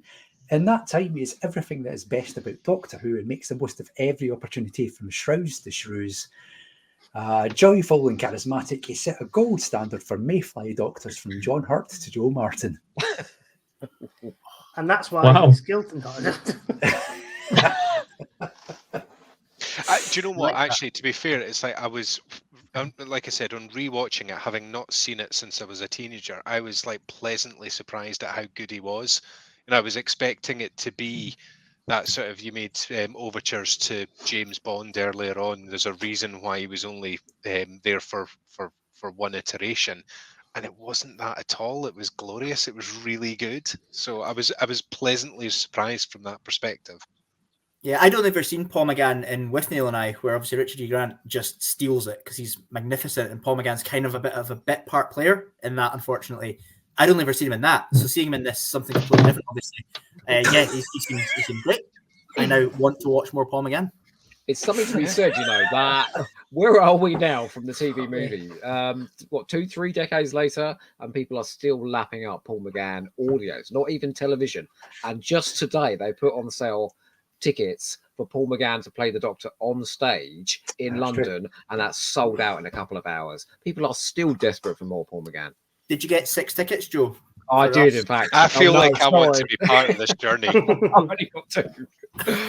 I'll choose carefully. Don't worry. Yeah, you can sneak us in the stage. I thought you said you'll choose Kev. I was like, you fucking arsehole. After that argument, Jesus, he's in. Well, to be fair, I'd agree with that. 2.5 hours, we just turned on each other now. No, not like that, Joe. Not like that. That's for the after show. Michael H has been in touch to say, looking back at it, I'm far kinder than I was in '96. I tried to check off too many boxes and please everybody, ultimately pleasing no one. There's some glimmer of what could have been here. Visually stunning, great performances, unfocused story. See, I question his whole argument there, because he says it pleased no one, but there's 6 people on this call it pleased. So, get out of town, Michael H. Cam says he's not pleased, but, you know, His eyebrows tell me a different story. That's just top of the glasses I need. He's trying so hard to be annoyed and dismissive, and it's just failing miserably. He's had plenty of practice. I'm not sure if his wife might have stopped because his face ain't moving at all. Blink once if you're still with us, Cam. He's still with us. Nicholas Moore is next on Viewer Evidence. He says, personally, I really, really like it. Its biggest crime is it's not a great introduction to the brand for newcomers, but after spending just over an hour with them, I fell head over heels with 8 and Grace. And I wish we'd gotten a whole series or more with that pair. Nicholas goes on to say we should have gotten at least 2 seasons of TV with 8 and Grace. God damn it. But alas, we did not. And there are reasons therein. We did not get more. Paul Cresser is next up. Paul says, I was hugely disappointed with it at the time. After all the excitement and build-up, there was just too much that didn't seem like Doctor Who to me. There's a big butt coming here.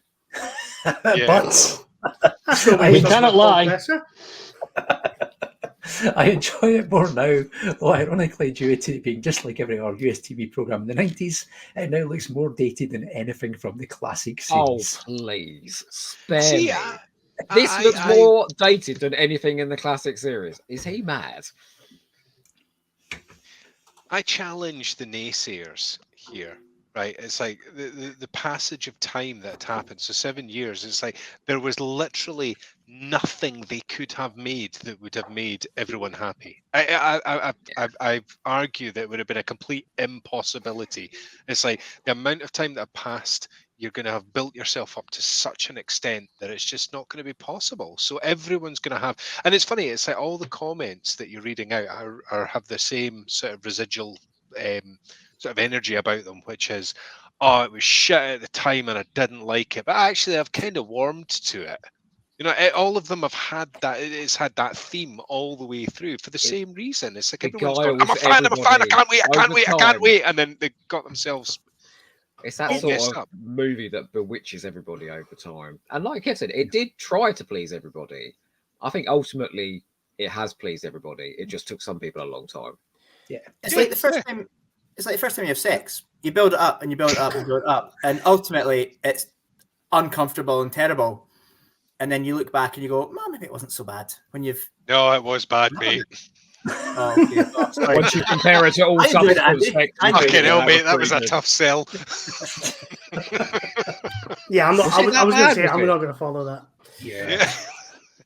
There's a lot of untapped trauma in that statement that you just saw it go around the room there. Listen, if we've gone for 2.5 hours, I might as well unpack Kev's personal trauma. You would call me.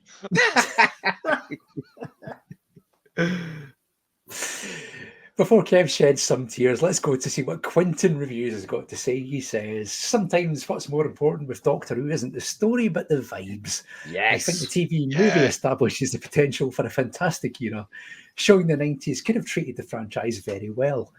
Everyone in the cast is amazing. Paul McGann is an amazing Doctor. My biggest take with the franchise is that I strongly disagree with anyone who wants to overwrite the 1990s era with Night of the Doctor or Big Finish, etc.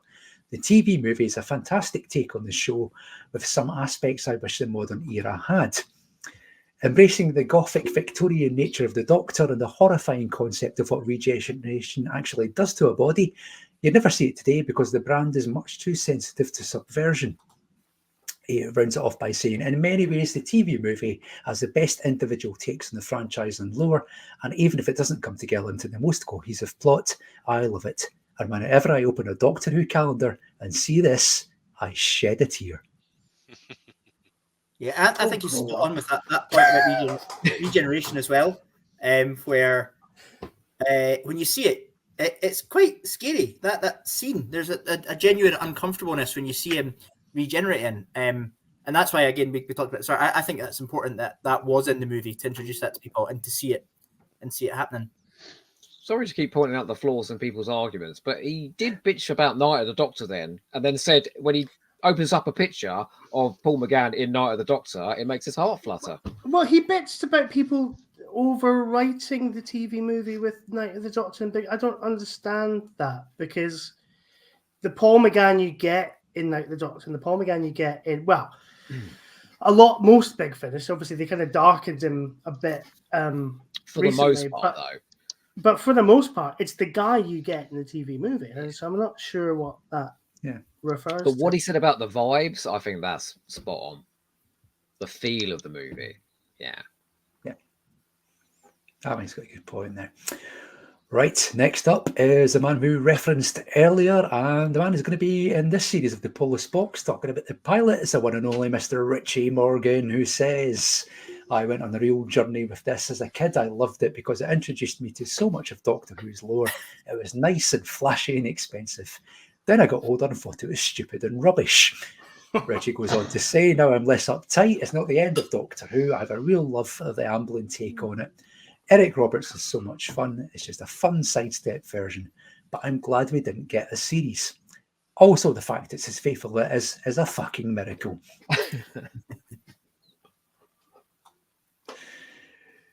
So there we go. That's what Richie's got to say. Scarf is next, who simply says, "It's peak."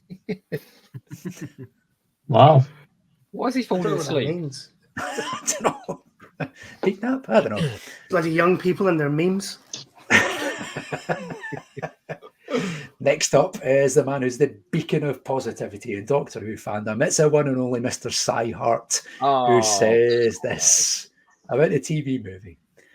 It gets so much wrong with how you introduce the show that it's like Russell T Davies literally did the opposite in Rose. The storytelling is... But he did the same thing in the Star Beast.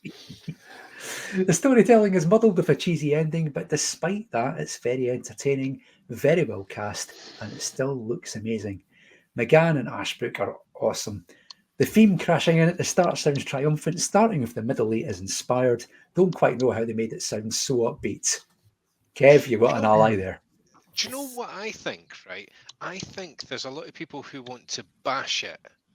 Right, it's almost like they're peer pressured into bashing it, but secretly there's a love there. You know, it's like, oh well, do you know what? It's a load of shite, but I thought McGann was great and it was really well done, and I loved it as a kid. It's like, well, let's have a look at the real narrative here and what you're laying across the top of this. So I think there's a lot of comments there that are like, I'm obligated to say it was a pile of shite because of peer pressure or whatever. But actually, do you know what? From a story perspective, I had a good time. And come on, what's wrong with that? It's weird because Richie, I think, is the most honest there, where he's kind of just saying, yeah, I grew up and then thought it was shit. But actually, now that I'm older and less uptight, I realized that, no, the child version of me that loved it, they're right. And the sort of uptight adult version of me is wrong. And I find it strange that, I mean, I'm sure my fucking cards here, but I find it strange that not more people in the comments are kind of making that same point, because I felt that we all had come to a point where, it's fine. It's really good, actually. This is good about it. That's good about it. Like, you know, it's fine. I think, but I will find one more prosecution point if we ever get to. People feel as if they have to say that just going on and on. I think people feel as if they have to say it's a guilty pleasure because it didn't really succeed, when it is actually just a pleasure for a lot of people. Yeah. Do you know what? I think the defense are fucking showboating here. You know, it's like there's Olays going on. We've got this one in a bag, boys. Well, let's see if Stevie can sink this showboat. This is what he's got to say about the TV movie. In the words of CE, not possible. It's Doctor Who. They make it up as they go. Nothing is off the table because nothing starts on the table. Oh, Stevie, bravo. There you go. That's what Stevie's got to say. Next up is Sutex sitting on a box. No. It's an excellent novelty, but not in the right direction for Doctor Who at the time. Far too much of a focus on the continuity of the show while trying to do something completely new. Not consistent with flaws in the climax. It can't be midnight everywhere, but it's still very charming. It's nearly midnight here, you know. Yeah, exactly. Burning through it. We've atomic clocks be damned. We'll just take our chances. We'll be fine. Tony Lewis is next up. Penultimate bit of viewer evidence. He says, I think it's brilliant, great Doctor, companions and baddie, ace version of the theme and brilliantly written intro. The TARDIS interior is amazing, and in my humble opinion, the movie influenced stroke inspired, in a little way, the 2005 reboot. The theme of encapsulated in one tweet, the theme of the evening. There we go. And one final bit of your evidence is from Unamused Marquis, which is another brilliant name. Because I'm not going to pronounce that. Please at the try. top. Try it. Not Go on. a chance, George Ward. It's like Braxicodica Philippatorius, isn't it? I can say that. Unamused Marcus says, enough time's passed that it's easy to notice the good parts and be entertained by the camp, but it's very much like the 90s live-action Super Mario Brothers movie in that regards. Fuck right off. Cameron is champing a bit to put me up on that one. We'll get to that. He says, I wonder if decades of McGann books, audios, and comics have let the fans imagine a better version of the movie than what we already have. Not particularly good story, and is also not very good American sci-fi fantasy TV. And finishes by saying, though the Eric Roberts Master is fun, and it's crazy how fans mocked his performance for years when we've had campier masters before and after. Yeah. Right, before Cam jumps in, because I got the sense he was incensed there. So that point was based around the premise of, our views have been softened because of all the content that McCann has done since then. So he's had plenty of time to redeem himself. I've not heard or seen or even had the inclination that had existed, and I thought he was good. So that kind of nullifies that point, if I'm honest. Yeah, you don't think he needs to the overriding thing after the movie went out was that McGann's great, the film's shit. I seem to remember. Like at no point has anybody thought Paul McGann was a bad doctor. I don't think. Don't think so. That's not a I general loved this when it went out. I loved this when it went out. I loved this when it. I mean, I know I hated it when it went out. I think we all did, because we're grateful for any bit of Doctor Who whatsoever. So, and having something like this. Well, no, the things that impressed me when it went out are the manifold of things that we haven't mentioned yet. The stylish direction, the amazing score, the brilliant chemistry between the leads. You know, I could go on and on and on and on and on. I'm going to pull Lee up here, right? Let's bring this back in and put Lee in the dock here, right? Like, we're just grateful for any Doctor Who we can get. Oh, you poor sausage. How many fucking episodes have you had? I mean, it's like, Jesus Christ, mate. We're just grateful. Thank you, sir. We had another episode. Oh, you're so kind. You know, for fuck's sake, man. Sorry, we'll take anything. I think Andy's having a bit of trouble with his internet and might disappear at any moment. I'm sure he's buffering there. I didn't get all of that. I don't know what to say. So let's move on. Oh, pumpkin, really? Lee. Yes, Cap. How long have you let this poll run for? Is it 5 days? You know what? I'll put it on for 3 hours. That'll be plenty of time. Look where we are now. So that is a good enough. At least just reminded me why I've kind of I kind of stopped doing listener correspondence over the time. Anyway, sorry, unrelated to what I just a thought that popped into my head. Do you remember how long most Strictly Come Hamsters go on for? That's exactly. I'm going for your read out every single one. We're going for 5 hours, boys. In light of there only being 15 minutes left to the vote, it's now an ample time to remind you that voting is still open. So based on the arguments put forward by Cameron, Mark, Andy, Kevin, Joe tonight, you get to decide for Doctor Who. Have they put any arguments across? I've not heard any yet, if I'm honest. Wow. Maybe they've got a ace up the sleeve. Oh, okay. We'll do get it. to that, 15 Joe. minutes. Let's go. Oh, Jesus Christ. But first up, Mr. Joe Ford, my friend, you are next. So let's have your next point for the defense of the TV movie. Well, I'm just going to be really succinct and just say I think this is one of the best directed Doctor Who stories of all time. Jeffrey Sachs comes in and he just blows your socks off with fluid camera work, cinematic visuals, amazing action sequences. The whole thing just looks amazing. And I think everybody has said in the comments, everybody has said here tonight about what a feast on the eyes this movie is. And yeah, I'm not even going to labour the point beyond that, because I defy you, the prosecution, to tell me that this film looks shit, because it looks like it's had $5 million spent on it. Off you go. No further questions, Your Honor. I mean, I think the car chase, the car chase when he's like, breathe in, Grace, and the editing and all of that. My God, it's so dynamic. It's interesting you should say that, because the first thing that I thought, right, so like I said, I remember this from the mid-90s, but the two sci-fi things that I loved in the mid-90s were X-Files, which I think everyone loves, and Space Above and Beyond. Does anyone remember that? Roughly. No. It has some cute Okay, guys so it in was it. okay. Well, yeah, well, fair enough, but we'll. So it was. They were both, and I remember both of them vividly. And from a cinematic perspective, this episode of Doctor Who didn't look out of place. It wasn't as if it looked crap in comparison to that. Like I thought it was just some paltry British effort to try and like compete with the big boys. No, it looked a good sci-fi flick. It fitted well. You look at everything that went on at the time, and that was kind of the point. I thought it was going to be. There was going to be a lot more hate for this episode, in terms of like the look, the visualization, than there actually was. But it was like, if you judge it by its contemporaries, it looks great. As you said, it looks like it's had the money spent on it. The biggest compliment you can say about the direction in this is that the script of the last sort of half an hour is so ridiculously incoherent.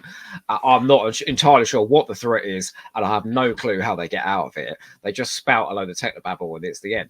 But the visuals and the editing and the pace of it, you are just swept along with it in that last half an hour, and you don't really care. You don't give a shit. It don't make sense. I've got a fucking clue what's going on, but what I'm a having ride, a good time. Exactly. Yeah, it looks amazingly good. Prosecution Can will be destroy getting our quiet hopes here, and aren't they? destroy our hopes and dreams. What, like legitimately? Like you, on this point, as you will. Oh, okay.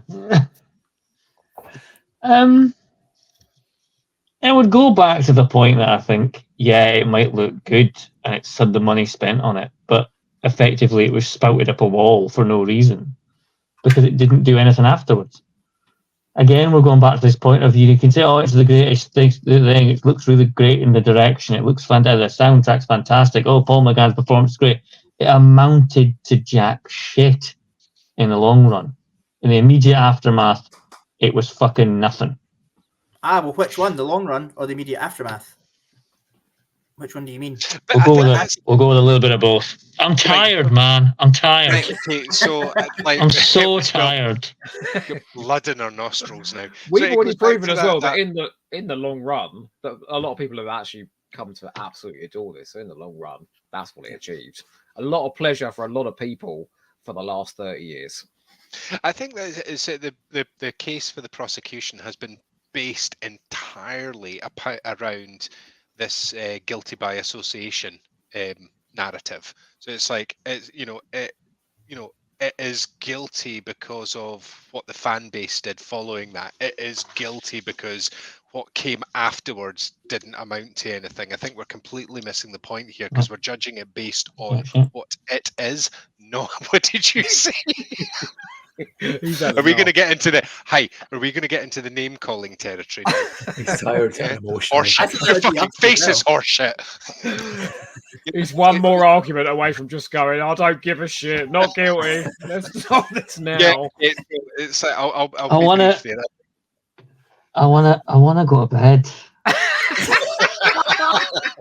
It's your fucking podcast. Oh, yeah, exactly. We're the invites. Come on. I reckon man. we could get another good hour and a half out of this. I think. Do you remember, Lee? Do you remember when we recorded Colony in Space? Do you remember that? That's the record I'm trying to make for this tonight. It's all flooding back to me now. It's all flooding back to me. It's not about the sprint; it's about the marathon. Even if it kills you. I think your arguments are based around you're not directly attacking this. You're saying everything that happened beyond that. You win 5-0 against Brazil. Really, are you going to attack that game because you didn't win the next game's 5-0? I don't think that's tenuous at best. I think he's either shocked or his fucking internet's gone down. He's faking now. He's just like, Oh, I've had a fucking stroke. I think he has frozen. But I think, or he's just fucked up. He's gone. Yanked the fucking plug out of his laptop. Okay, anything more to add on that point then? I do contest that slightly. I have, in response to the defense points, I have pointed out the failings with it as a thing. But I'm trying to maintain my integrity here and not just make shit up. So I'm trying to prosecute the TV movie whilst also not prosecuting the TV movie. Tough position to be in. Right. Okay, That's probably actually, to be fair, that was a good point. It's probably being a bit harsh there. You're saying it's shit without actually saying it's shit. Well, tell you what, let's give him the chance to say it is shit, because Mark is up next. Let's have your next point for the prosecution of the TV movie. Oh God, what to go for? Do you know what? Like, I think one of the things I think this is guilty of is I can't. I've got no faith in any of my arguments. No, and it's like also I've kind of exhausted everything and kind of responding to other things. I think there is an interesting point to be made that, and again, this is just feeding into what Andy has just accused the prosecution of. But there is a point to be made here that in the 16 years between Doctor Who ending in 1989, the BBC kind of looking for sort of production partners, and it coming back in 2005. This was kind of an expensive folly. Like, yes, a lot of money was spent on it. Yes, it looks great. Yes, it's beautifully directed. Yes, it's one of the greatest TARDIS sets of all time. But also, it, as Cameron says, it does amount to jack shit because it didn't lead to a new series. That money basically just kind of got poured down a well. And what happened in the interim was, because of all the contractual negotiations that kind of brought this thing about, this sort of co-production between Universal and the BBC for Fox, meant that no fucker had any idea who owns Doctor who had the rights to what character. It created this massive confusion because ultimately the problem with this is that it's geared, and this is building, this is my actual prosecution point. The whole point of the TV movie was it was targeted at an American audience, and everything about this hinged on the success with an American audience. And that is its fundamental failing. And I don't mean that in a way that, oh, Doctor Who's a quintessentially British show. How dare they Americanize it? I think, fine, have at it. You know, anything that freshens it up is good. But the problem is that everything hinged on whether or not this was a success in America. And Fox clearly didn't have faith in it because they put it on opposite Roseanne. And then as a result, the BBC couldn't build on the success in the UK, those 9 million people that tuned in to watch it, which wasn't that far short of the people that it's sort of like 1 million shy of the people that tuned in when Eccleston took it on in 2005. So that audience was there. It was always there. But they couldn't do fuck all with it because they'd hedged so many bets on it succeeding with an American audience. And I think now, you know, almost 30 years later, it is a really fun curio. It's you know, what would Doctor Who look like as an American TV show? But like I say, it was an expensive folly that did actually kind of jeopardize the future of the show. We can all say now, oh, it inspired Russell T Davies. It paved the way for the modern show. In 1996, well, actually, no, that's not fair. In 1999, we looked back on this as the end of Doctor Who. None of it, like, you look at the 40th anniversary, nobody's going, like, Doctor Who's coming back. You've got big finishes, big celebrations. Zagreus is essentially a funeral march. Like, it kind of killed Doctor Who. That's my sort of main prosecution argument. But I've got issues of Doctor Who magazine that run for years and years after this, where they took scraps of possibility that this could be picked up, and then when that failed, then then all these other possibilities of Doctor. I do not think. Yeah, but that was half of those were made up. Gary Gillett turned around and said they made half of those things up. The reverse of this was like, my God, it could be done. It can be made again, and it sort of ignited hope in people again. Yeah, if this killed Doctor Who, why are we having this podcast? It didn't kill Doctor Who. Well, sure. Maybe I think maybe I wish it killed Doctor Who, so that, we can all just get on with our lives. Unexpected. A twist at the end for Fleek, Dave. I actually hate this. You're just as you are. I keep talking about this fucking TV show. I can't get out of it. If it kills fun and that's your job, you poor man. I know. Okay, so while Mark has something existential crisis about he actually likes Doctor Who anymore, let's go to Andy. Give us a quick point for the defence, Andy. What you got? I had absolutely no idea that I was going to be giving another point for the defence. No, neither did I. I'm going to be honest. No, it's to be honest, I've got most of my points all have been covered already. I think actually now that we've done this podcast for what feels like 4 days, it's basically it's reaffirmed my thoughts that everything that I saw when I watched that episode have already been covered, and it's actually that a lot of the fans that have been commenting have all covered these kind of things. I think the only thing that I'd probably like to explore just a little bit more is that whole thing about judging it by its contemporary standards. So, like, the whole premise of this podcast and everything we've said is like, does this Doctor Who episode stand up against other Doctor Who episodes? That's essentially what we've been discussing here. But actually, when you look at it from a different perspective, is that wasn't what they were trying to produce it for. They were trying to stand it up in that mid-90s point where it's going up against the X-Files, it's going up against the other sort of things of the time that we were talking about there. And, I asked myself that and went, does it stand up against that? And, I watched the episode the other night when I was taking my notes here, and I went, look, this just really does feel like another 90s sci-fi flick. So I went back and watched Stargate again, and I was like, do you know what? I was just as entertained as watching Stargate. And actually, if you think about how influential Stargate was at the time and how much money was poured into that, etc., it's like, actually, it didn't. When the way we are discussing it like it was a fucking own goal at the time. It completely changed things, and they should never have fucking done it. But actually, if you stack it up against that, it didn't look that much different. So, one of my points is for the defense is if you actually judge it based on what was being expected at the time, what people were watching at the time, what their expectations were at the time, I think it actually stands up pretty well. And when you rewatch it through that lens. I mean, fuck me, there's nothing I can say that is going to be as articulate as Kevin's points. So we're really pissing into the wind here.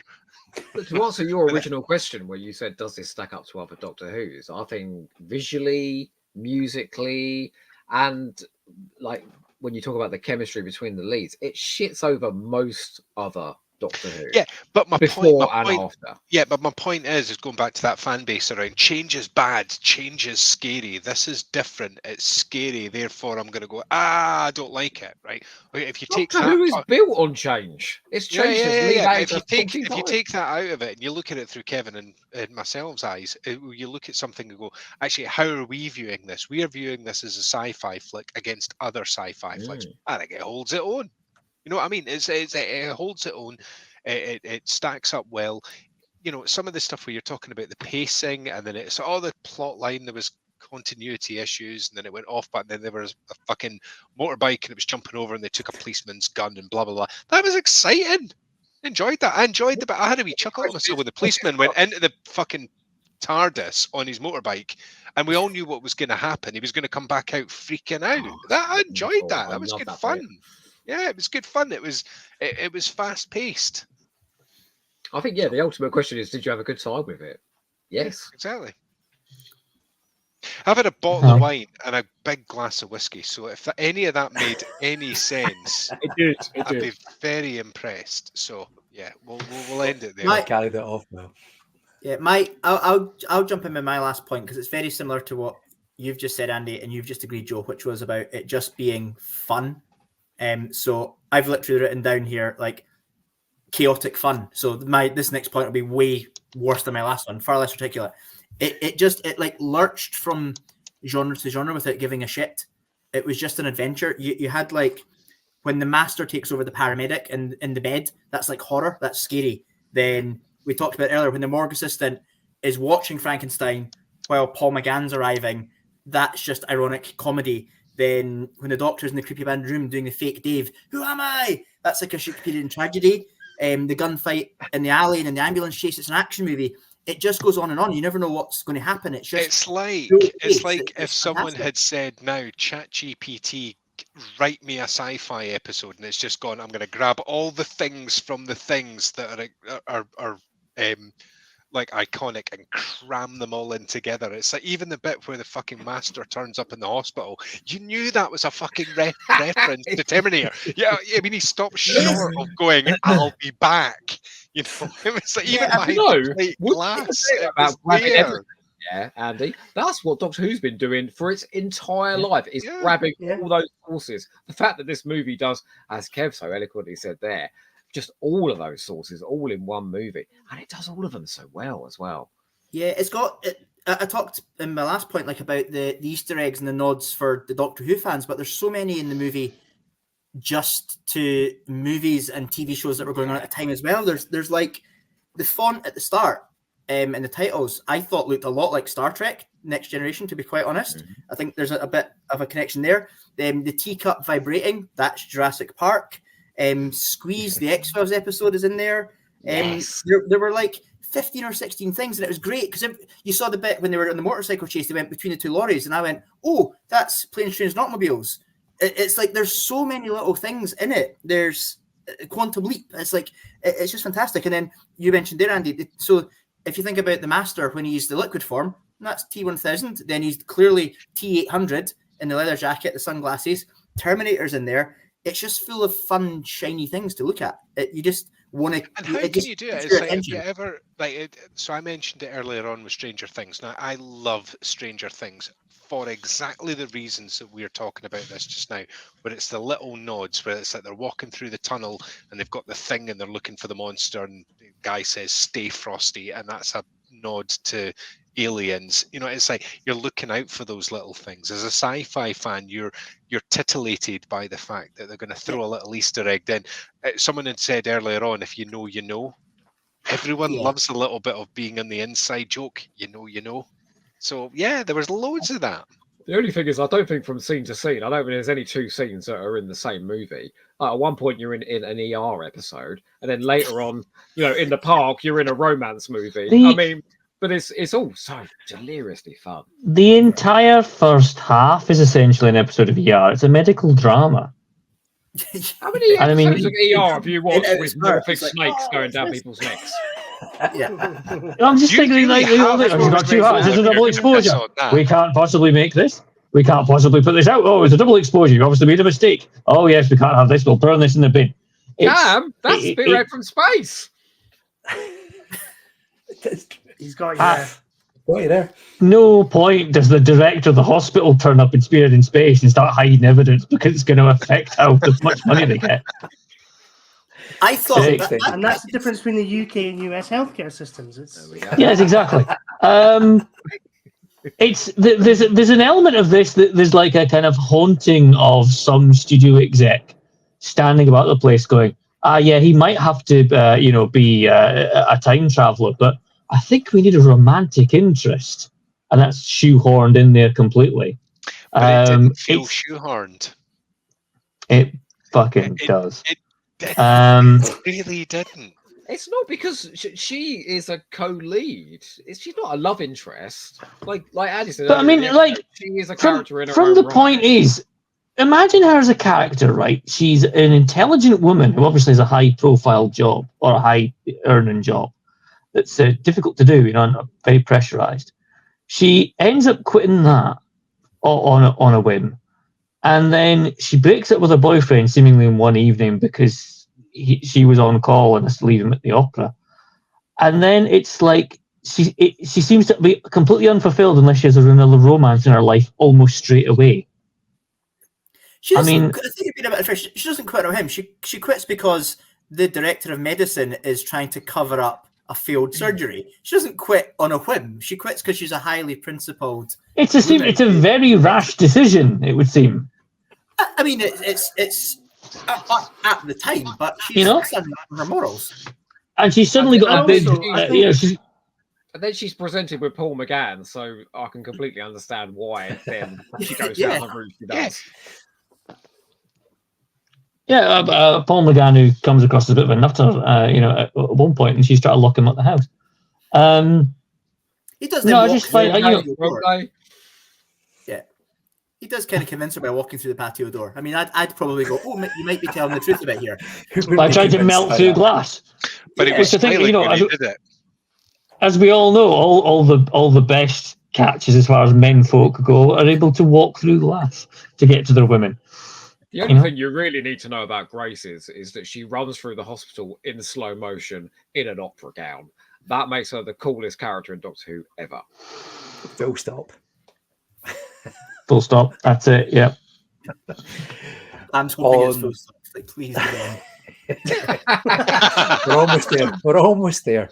Cam, do you want to give us one final quick point for the prosecution? I don't think he does, As quick as you like. Hang on. Sorry, Lee, how many points are left? I mean, obviously, we understand in the interest of fairness, everyone has to have the same points, but the defence are showboating here. Right. How about in one word, Cam, a prosecution point for the TV movie? Sum up in one word. Then we'll move on. Clocks. Case closed, ladies and gentlemen. So, Jams, of everything you've said tonight, that swayed me the most. Apparently, if you play a drinking game with the TV movie and you take a swig every time someone says the word time, you're drunk in the first 2.5 minutes. I think you're dead of alcohol poisoning by the end. I think there's a lot of people who've been watching this all the way through tonight. 5 people. Hello, still. Thank you for clinging on for dear life. We're drunk after 2.5 minutes. What's especially amusing is we've been going for so long now, they could have watched the movie twice in the time we've been talking. Yeah. So will be back. 3 hours and 8 minutes. Yep. That's right. Fucking hell. On that note, it won't surprise you to learn that the poll has closed. So thank fuck. We're having great fun down here. Yeah. So we will go to a quick break. We will tot up the votes, and when we come back, we will reveal whether the TV movie is guilty or not guilty of crimes against Doctor Who. Well, we'll see you in a couple of minutes' time.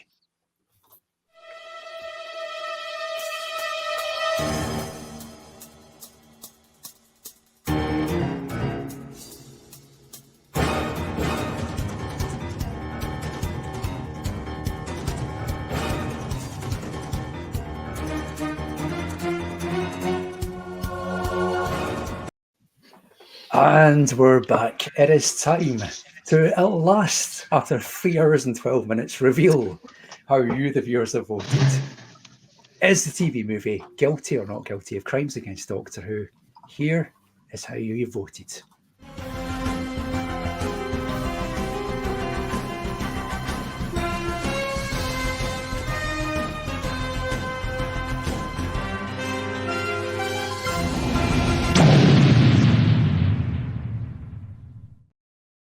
Wow. So, a landslide. That was absolute. This has been a complete waste of my time. That was right.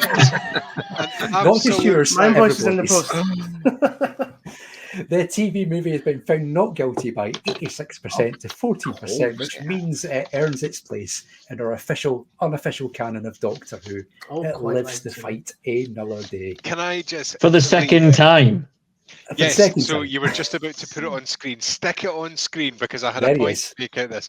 Fuck all had been said for almost an hour, but yet there was one individual still within the chat listening on And then they come out with that belter at the end. Daniel Roselee, we love you. We love you.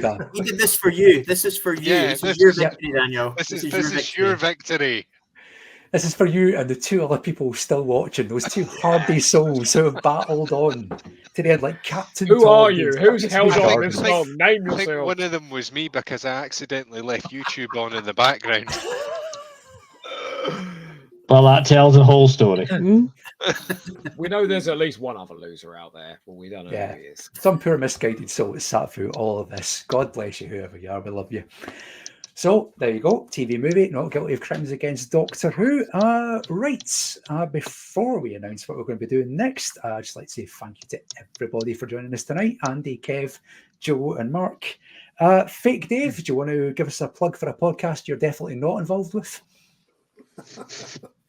No. Sorry. I feel like, you know, at the end of Captain Phillips, where like he's being held hostage by the Somali pirates, and they're like, I feel like it. Yes, I do. I feel like we're held hostage by the Somali pirates. Yes. Down. I feel like that. I feel like when Lee texted me a couple of weeks ago and said, do you want to come on the Polis Box Summer Special? I said, yeah, that'd be a laugh. I feel like I've been held hostage.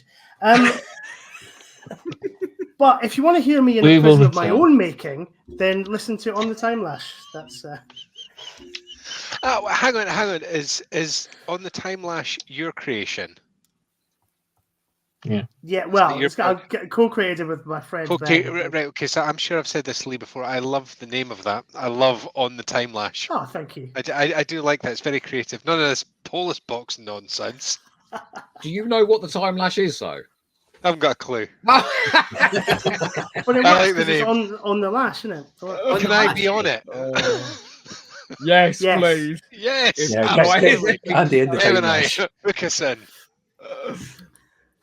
I promise it'll be less than. Well, then again, Yeah. See, we don't do them live, so that's the. Oh, okay, so that's on stroke in the Time Lash. Joe, do you want to plug one of your 17 podcasts that you have? People know where I am. I've got more important news for everybody. A very exciting announcement to make. On the last Polis Box that we did, Cam and I happily got married, didn't we, Cam? We did, yeah, we did. Well, we got married. Yeah, happily. Yes. Now I'd like to announce that our first child is being delivered tomorrow. So sweet Jesus. Our relationship moves on a gear. However, we have had some trouble trying to choose the name of this child, haven't we?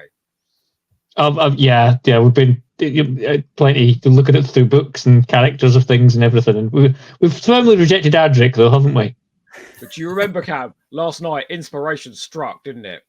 It did, yes, in a big way. Oh yeah, it certainly did.